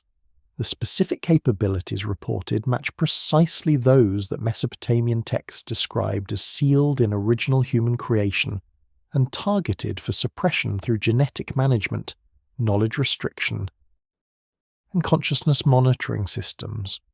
The acceleration of consciousness awakening despite pharmaceutical intervention demonstrates that chemical suppression cannot permanently prevent activation of dormant human capabilities. Although attention deficit medications, antidepressants, and other psychoactive pharmaceuticals demonstrably suppress consciousness capabilities in short term, populations with extensive medication exposure show consciousness awakening rates similar to unmedicated populations where medications are discontinued. This suggests that chemical suppression affects consciousness expression rather than eliminating underlying capabilities, and that awakening process continues beneath pharmacological suppression until chemical restrictions are removed. The resilience of consciousness awakening despite sophisticated pharmaceutical intervention indicates that suppression systems face fundamental limitations when attempting to prevent activation of inherent biological capabilities rather than simply controlling learned behaviors or knowledge access. The technological democratization of consciousness information through Internet. Communication networks has overcome information gatekeeping systems that historically maintained consciousness control through restricted knowledge access. Ancient temple systems maintained consciousness suppression through centralized control over written knowledge and educational access. Modern academic and media gatekeeping attempted similar control over consciousness information through institutional authority and publication restrictions. The emergence of decentralized digital communication networks enables direct information sharing bypassing institutional gatekeepers, allowing consciousness development knowledge to spread through populations faster than suppression systems can respond.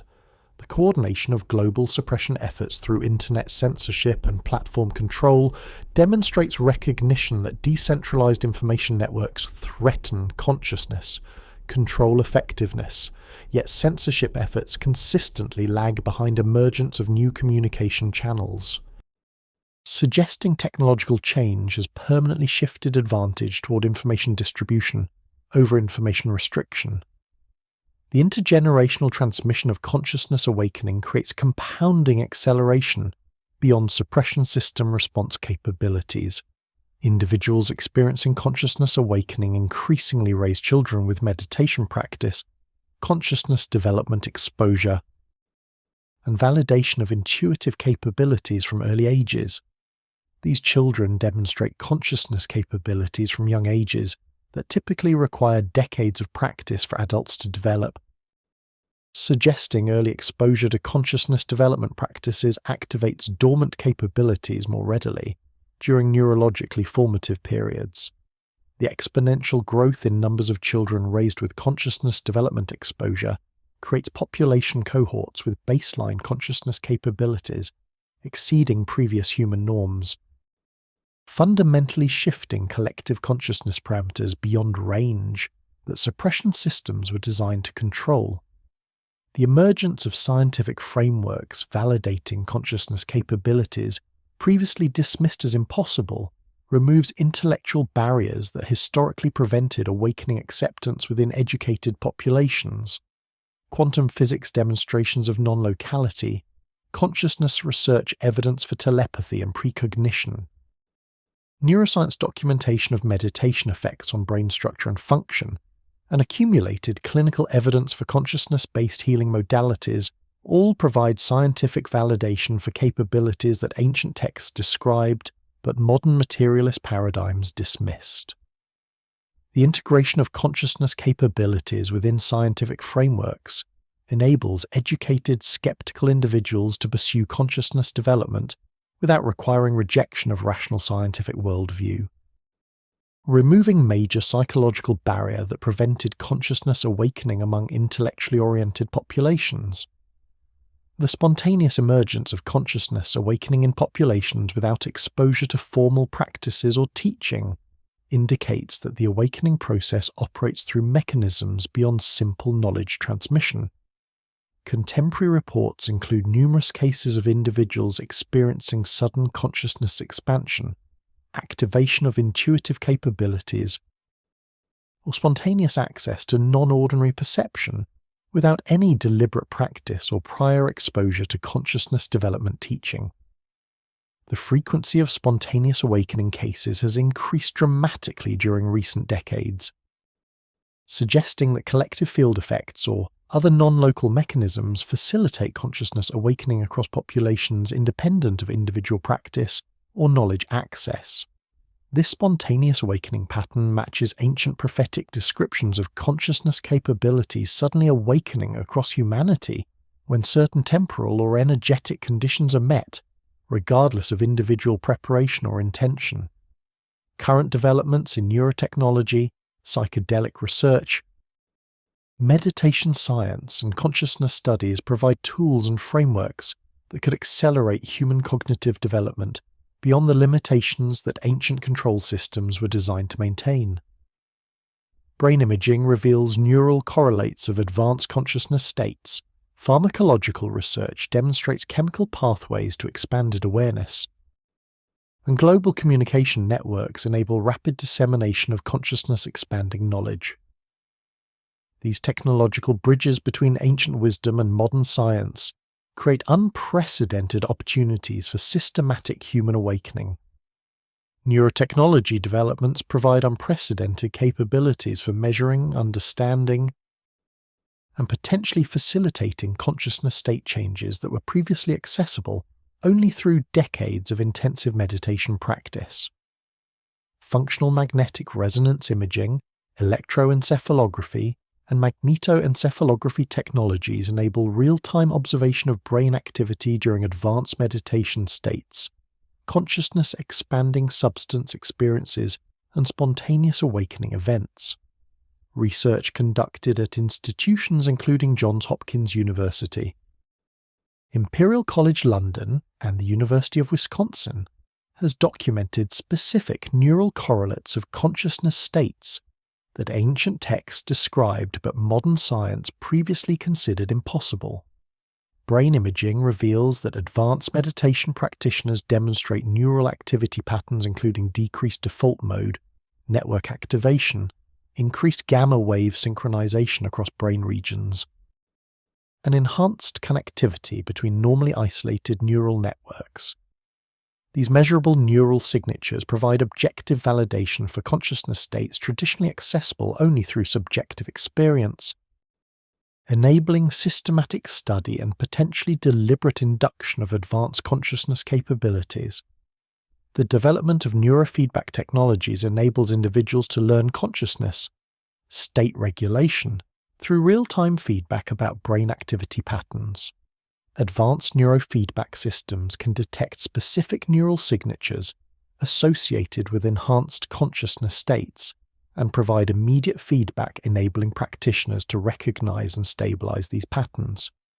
Research published in journals, including Neuroimage and Frontiers in Human Neuroscience, demonstrates that neurofeedback training can significantly accelerate development of meditation skills and consciousness capabilities that traditionally required years of practice. The technological acceleration of consciousness development through neurofeedback provides tools for rapidly activating dormant human capabilities that ancient systems attempted to keep permanently sealed, potentially enabling mass consciousness awakening on timescales that suppression systems cannot prevent. Pharmacological consciousness research has experienced dramatic renaissance during the past 2 decades, following decades of prohibition that successfully prevented scientific investigation of consciousness-expanding substances. Clinical trials conducted at major research institutions including Johns Hopkins, NYU Langone, and Imperial College demonstrate that psilocybin, lysergic acid diethylamide, and dimethyltryptamine produce reliable consciousness expansion, enabling access to non-ordinary perception, enhanced intuition, and direct knowing experiences. Published results in journals including The Lancet Psychiatry, JAMA Psychiatry, and Nature Medicine document that single-guided experiences with consciousness-expanding substances can produce lasting increases in openness, creativity, and psychological well-being, effectively facilitating permanent shifts in consciousness baseline. The clinical validation of consciousness-expanding substances provides legitimate medical frameworks for accessing consciousness states that ancient systems attempted to restrict, creating legal pathways for consciousness development that bypass prohibition enforcement. The neuroscientific understanding of consciousness-expanding substance mechanisms reveals they specifically target neural structures that maintain consciousness restrictions. Research demonstrates these substances temporarily disable the default mode network, while enhancing connectivity between brain regions that normally process information independently. The resulting state of increased neural integration and decreased ego boundary maintenance matches descriptions in ancient texts of sealed pathways being temporarily opened and veils being lifted from consciousness. The precise targeting of neural restriction mechanisms by naturally occurring substances suggests these compounds evolved specifically to enable consciousness expansion, potentially representing biological keys designed to unlock dormant human capabilities when appropriate developmental stages are reached. The global natural distribution of consciousness-expanding plants and fungi indicates these biological tools for consciousness awakening exist independently of human cultivation, suggesting they represent intentional provision of awakening tools accessible to humans when suppression systems begin failing. Meditation science has accumulated substantial evidence documenting systematic consciousness development through practice, providing validated frameworks for intentionally cultivating capabilities that ancient systems attempted to suppress. Longitudinal studies following meditation practitioners over years of practice document progressive development of attention control, emotional regulation, intuitive insight, and perceptual capabilities. Neuroimaging research reveals that meditation practice produces measurable structural brain changes, including increased grey matter density in regions associated with attention, decreased amygdala volume indicating reduced fear reactivity, and enhanced connectivity patterns supporting integrated information processing. The documented brain plasticity resulting from meditation demonstrates that consciousness development involves actual neural restructuring rather than simply learned mental skills, indicating that practice can fundamentally alter biological constraints on consciousness. The scientific documentation of advanced meditation practitioners demonstrating capabilities previously considered impossible provides empirical validation for consciousness potential described in ancient texts. Research at the University of Wisconsin studying Tibetan Buddhist monks with extensive meditation experience documented neural activity patterns never before observed in scientific literature, including sustained gamma wave synchronization across entire brain during meditation, and rapid voluntary induction of states normally inaccessible to conscious control. Studies of Tummo meditation practitioners demonstrate voluntary control over body temperature regulation, including ability to maintain core temperature in freezing conditions that would normally cause hypothermia.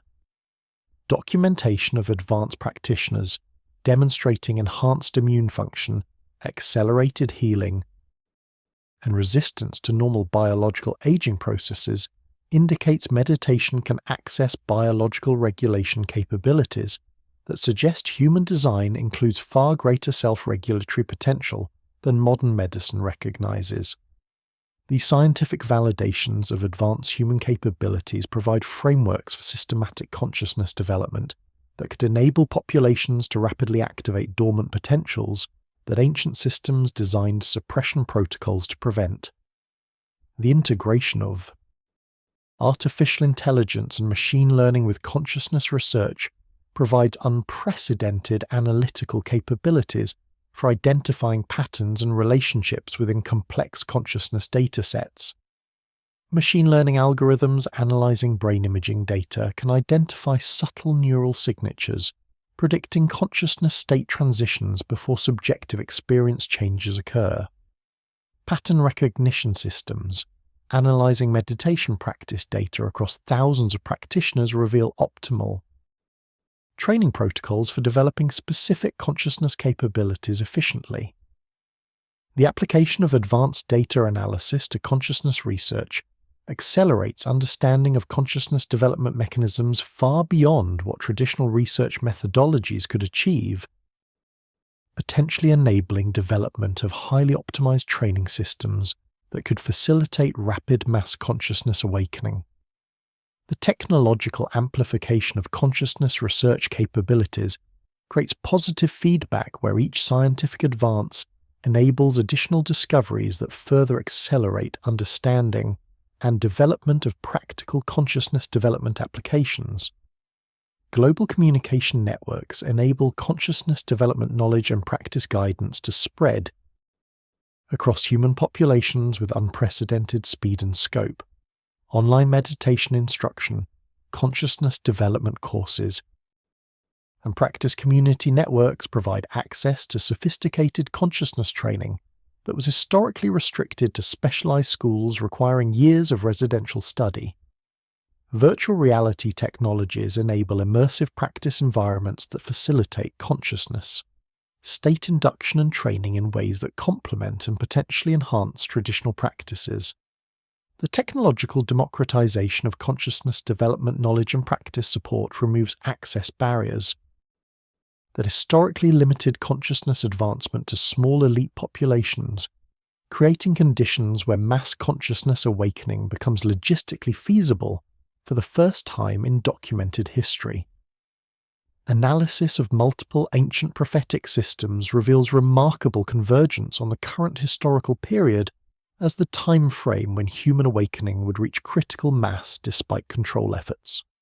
Mayan calendar cycles, Hindu Yuga calculations, Hebrew apocalyptic timelines, and Mesopotamian prophetic sequences all identify the early 21st century as a period of fundamental transition in human consciousness. The mathematical precision of these converging timeline calculations suggests they were based on sophisticated understanding of consciousness, evolution dynamics, rather than arbitrary religious speculation. The Mayan long count calendar system demonstrates mathematical sophistication in temporal calculation that enables precise prophecy of consciousness. Transition periods. The calendar's fundamental period unit, the Baktun, consisting of 144,000 days, creates cycles that modern analysis reveals correlate with astronomical phenomena, including solar activity patterns and galactic alignment configurations. The completion of the 13th Baktun on December 21, 2012, marked the end of a 5,125-year great cycle that Mayan prophetic texts describe as a period of transformation when human consciousness would shift from material to spiritual orientation. The mathematical precision of Mayan temporal calculations and their correlation with verifiable astronomical cycles indicates the calendar system was designed to track actual cosmic influences on consciousness, rather than serving merely symbolic or ritual functions. The 13th Baktun completion corresponds with a period when contemporary consciousness awakening acceleration becomes statistically measurable, suggesting Mayan calculations successfully identified the time frame when consciousness transition would reach critical momentum. Hindu Yuga cycle calculations provide independent temporal framework that converges on the contemporary period as consciousness transition point. Hindu cosmological texts describe vast cycles including the Kali Yuga, the current age of darkness lasting 432,000 years that began in 3102 BC. However, subcycles within the Kali Yuga include transition periods when consciousness awakening accelerates despite the overall age characteristics. Hindu astronomical texts describe the current period as approaching the end of Kali Yuga's first phase and entering a transitional period called Dwapara. Yuga characteristics begin emerging within the larger Kali Yuga framework. The calculations identifying this transition phase place its beginning in the late 20th or early 21st century, corresponding precisely with the period when consciousness awakening indicators show exponential acceleration. The independent convergence of Hindu temporal calculations with Mayan calendar cycles on the contemporary period as consciousness transition time frame suggests both systems tracked genuine cosmic influences rather than producing coincidentally similar arbitrary predictions. Hebrew apocalyptic timeline calculations preserved in texts including the Book of Daniel and Rabbinical chronological traditions similarly identify the contemporary period as Messianic Age commencement, when fundamental consciousness transformation occurs. The Daniel prophecies employ complex chronological systems, including periods of years that scholars interpret through various calculation methods. But multiple interpretation frameworks converge on time frames, placing prophesied transformation in the early 21st century. Rabbinical traditions regarding 6,000-year cosmic week, followed by Messianic millennium, place the transition period beginning around the Hebrew year 5780, corresponding to approximately 2020, in the Gregorian calendar. The convergence of these Hebrew timeline calculations with Mayan and Hindu systems on the contemporary period strengthens the case that these independent prophetic traditions tracked actual temporal patterns governing consciousness evolution, rather than producing unrelated coincidental predictions. Mesopotamian prophetic texts preserved temporal calculations that similarly identify consciousness transition periods through astronomical cycle references. Sumerian and Babylonian texts describing return cycles of divine beings employ periods including the Sar equivalent to 3,600 years. Multiple Sar cycles calculated from various historical reference points place divine return corresponding with human consciousness, awakening in time frames clustering around the late 20th and early 21st centuries. The astronomical precision characterizing Mesopotamian temporal calculations and their convergence with independent Mayan, Hindu, and Hebrew timeline systems creates compelling case that ancient civilizations possessed sophisticated knowledge of long-term consciousness, evolution patterns enabling accurate prophecy of transition, periods millennia in advance. The astronomical basis for these converging timeline calculations reveals they track actual cosmic cycles affecting consciousness rather than merely symbolic temporal frameworks. The precessional cycle lasting approximately 25,920 years creates shifting relationships between Earth's orientation and galactic center that multiple ancient systems reference as influencing human consciousness. The current period marks transition between precessional ages, specifically the shift from Pisces to Aquarius age that astrological traditions associate with fundamental consciousness transformation. Additional astronomical factors including the solar system's oscillation through the galactic plane and long period cycles in solar activity create converging cosmic influences during the contemporary period that ancient astronomical knowledge enabled prediction of thousands of years in advance. The statistical improbability of independent prophetic systems developed by geographically and temporally separated cultures, all converging on the same narrow historical period, argues compellingly against coincidence. Mathematical analysis reveals that the probability of 4 independent timeline systems, each spanning thousands of years, randomly converging on the same several-decade period measures in millions to 1 against chance occurrence. The convergence suggests these systems all tracked actual cosmic or consciousness evolution patterns, enabling genuine prediction rather than producing lucky guesses or self-fulfilling prophecies.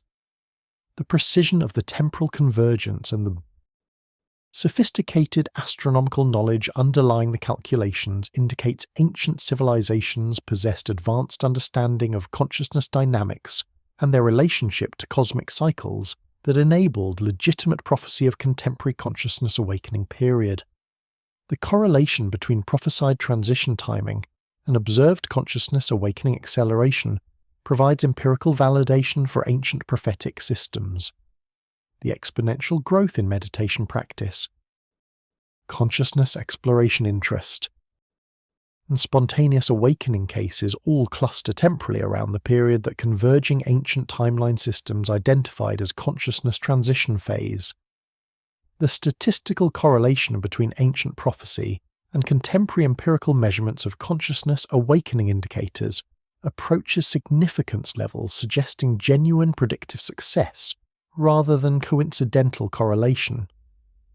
This empirical validation of ancient prophetic timeline systems demonstrates that consciousness evolution follows patterns that sophisticated ancient knowledge systems successfully modelled and predicted, lending credibility to prophetic descriptions of transformation, characteristics, and ultimate outcomes.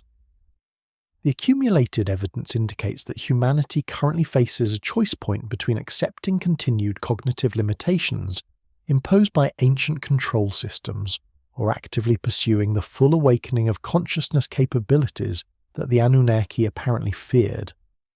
The availability of preserved knowledge, consciousness development techniques, and technological tools provides unprecedented resources for those choosing the awakening path, while institutional suppression systems remain active for those preferring familiar limitations. The outcome of this choice will determine whether the ancient Anunnaki concerns about human awakening prove justified, or whether humanity successfully transcends the restrictions placed upon its cognitive development thousands of years ago.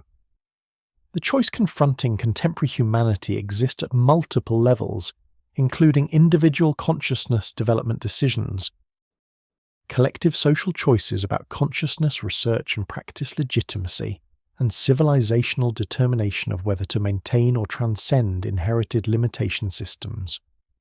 At the individual level, increasing numbers of people face direct decisions about whether to pursue consciousness development through meditation, consciousness expanding substance experiences, or other awakening practices despite social stigma and potential legal or professional consequences. These individual choices accumulate into collective momentum, either toward mass awakening or continued collective limitation, depending on whether pioneering individuals inspire broader participation or face effective suppression, discouraging others from following similar paths. The current historical moment represents a critical juncture where individual choices aggregate into collective trajectory determining humanity's consciousness future. The resources currently available for consciousness development exceed any previous historical period in accessibility, effectiveness, and scientific validation. Ancient mystery schools preserved consciousness development knowledge but restricted access to small, elite populations. Contemporary situation provides validated meditation techniques, scientifically studied consciousness expanding substances, technological tools including neurofeedback, and global knowledge-sharing networks, all accessible to anyone motivated to pursue consciousness development. This unprecedented resource availability creates genuine possibility for mass consciousness awakening that historical suppression systems successfully prevented by controlling knowledge access. The technological and informational conditions enabling mass awakening exist for the first time, creating possibility space that previous generations never accessed, despite similar individual aspirations for consciousness development. The institutional resistance to consciousness awakening remains formidable despite resource availability and knowledge democratization. Academic institutions continue dismissing consciousness research. Pharmaceutical establishment maintains chemical suppression systems. Legal frameworks criminalize consciousness expanding practices, and media systems marginalize consciousness development discourse. These institutional obstacles create significant barriers, discouraging consciousness development pursuit and limiting awakening momentum despite increasing individual interest. The effectiveness of contemporary suppression systems, though diminished compared to historical control capabilities, remains sufficient to prevent mass awakening if popular participation remains below critical threshold necessary for self-sustaining momentum. The choice facing humanity includes whether enough individuals will overcome institutional barriers to reach participation levels, creating unstoppable awakening momentum. The potential consequences of mass human consciousness awakening include both the benefits that motivated individuals to pursue consciousness development and the concerns that originally motivated restriction system implementation. Successfully awakened consciousness would provide enhanced intuition, direct knowing capabilities, transcendence of fear and suffering, recognition of interconnectedness, and access to capabilities currently dismissed as impossible. These benefits motivated the millions already pursuing consciousness development and could transform human civilization if achieved broadly across populations. However, the original Anunnaki concerns documented in Mesopotamian texts suggest potential dangers including destabilization of existing power structures, loss of control over human populations, and possible misuse of awakened capabilities by individuals lacking corresponding ethical development. The choice facing humanity includes assessing whether consciousness awakening benefits outweigh potential risks, and whether humanity has developed sufficient wisdom to handle awakened capabilities responsibly. The historical pattern of cyclical civilization destruction documented in ancient texts raises questions about whether previous human awakening attempts triggered catastrophic interventions, preventing consciousness evolution from completing. The flood narratives, Tower of Babel intervention, and lifespan reduction all represent catastrophic disruptions that reset human consciousness development when it approached critical thresholds. The contemporary awakening acceleration occurs against background of increasing existential risks, including nuclear weapons, artificial intelligence development, environmental collapse, and potential biological warfare that could serve as mechanisms for another catastrophic reset if consciousness awakening threatens entrenched control systems.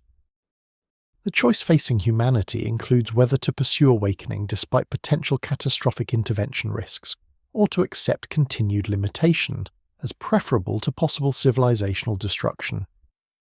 The integration of consciousness awakening with technological development creates unprecedented situation where human capabilities could expand through both consciousness, evolution, and technological augmentation simultaneously.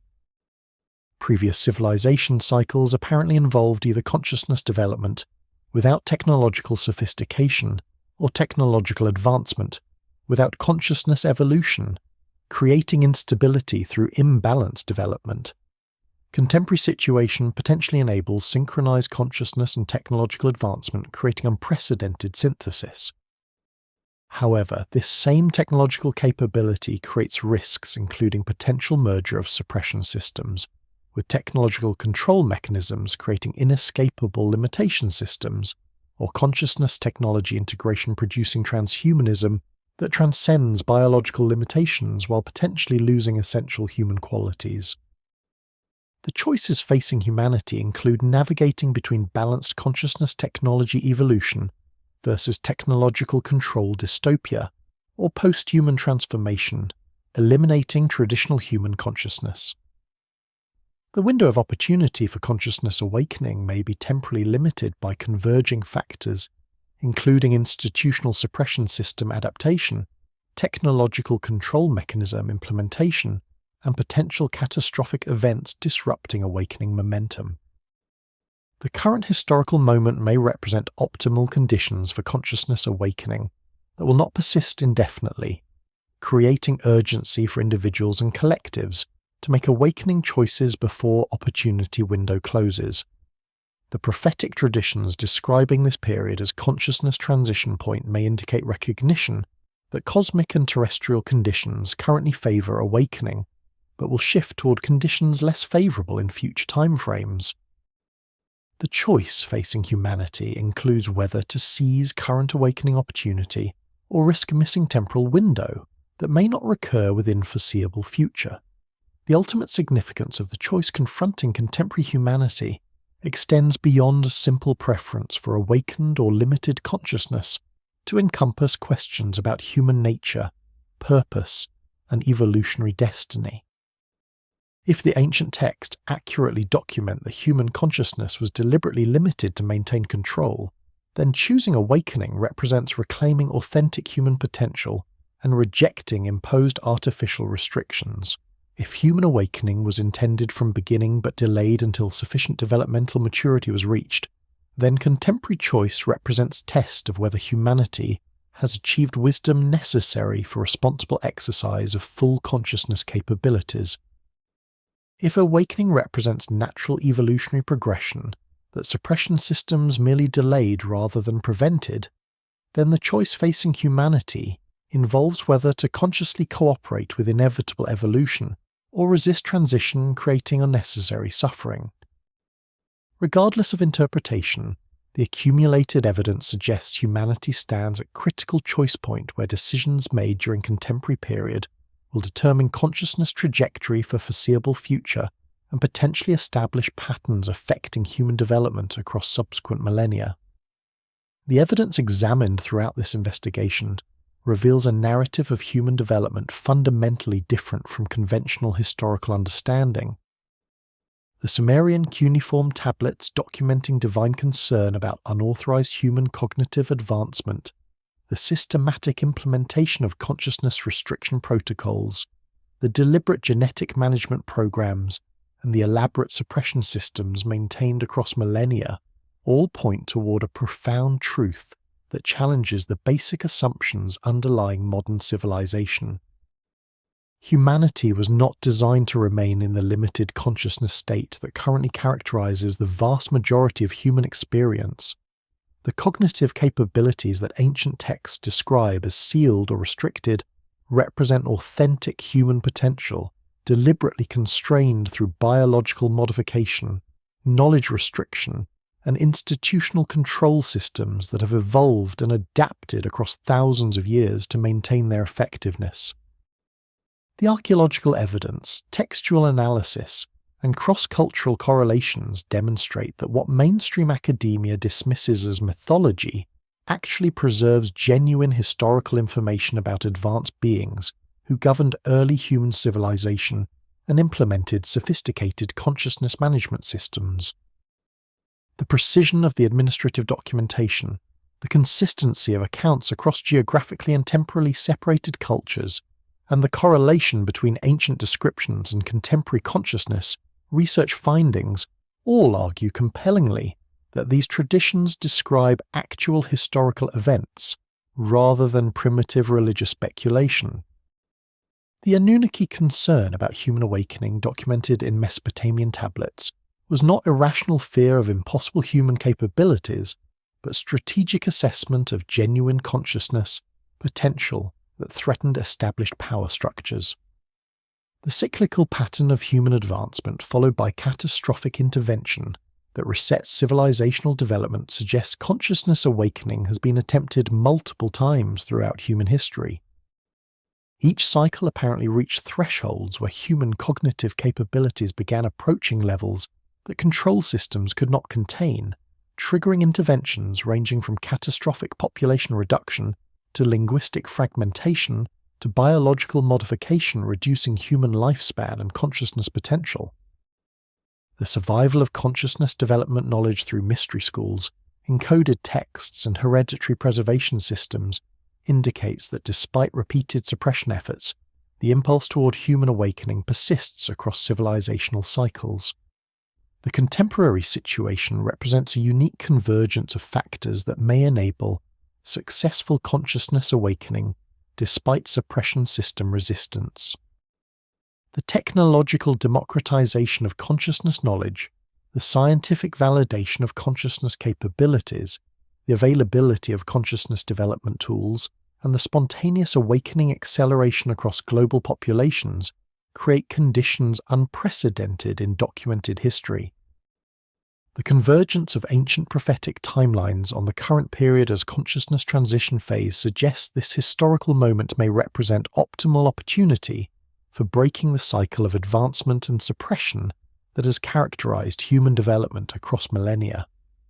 The significance of this investigation extends beyond academic interest in ancient history to encompass immediate practical implications for contemporary humanity. Understanding that human consciousness capabilities far exceed current expression, recognizing the systematic nature of suppression systems maintaining limitation, and identifying the resources and opportunities available for consciousness development empowers individuals to make informed choices about their cognitive evolution. The ancient Anunnaki feared human awakening because it threatened their control.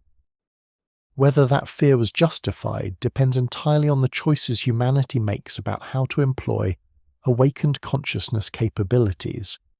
The outcome of the contemporary consciousness awakening acceleration will determine whether humanity transcends ancient limitations to achieve its full potential, or whether this cycle ends like previous attempts in catastrophic intervention and renewed suppression. The choice, ultimately, belongs to each individual and collectively to humanity as a whole.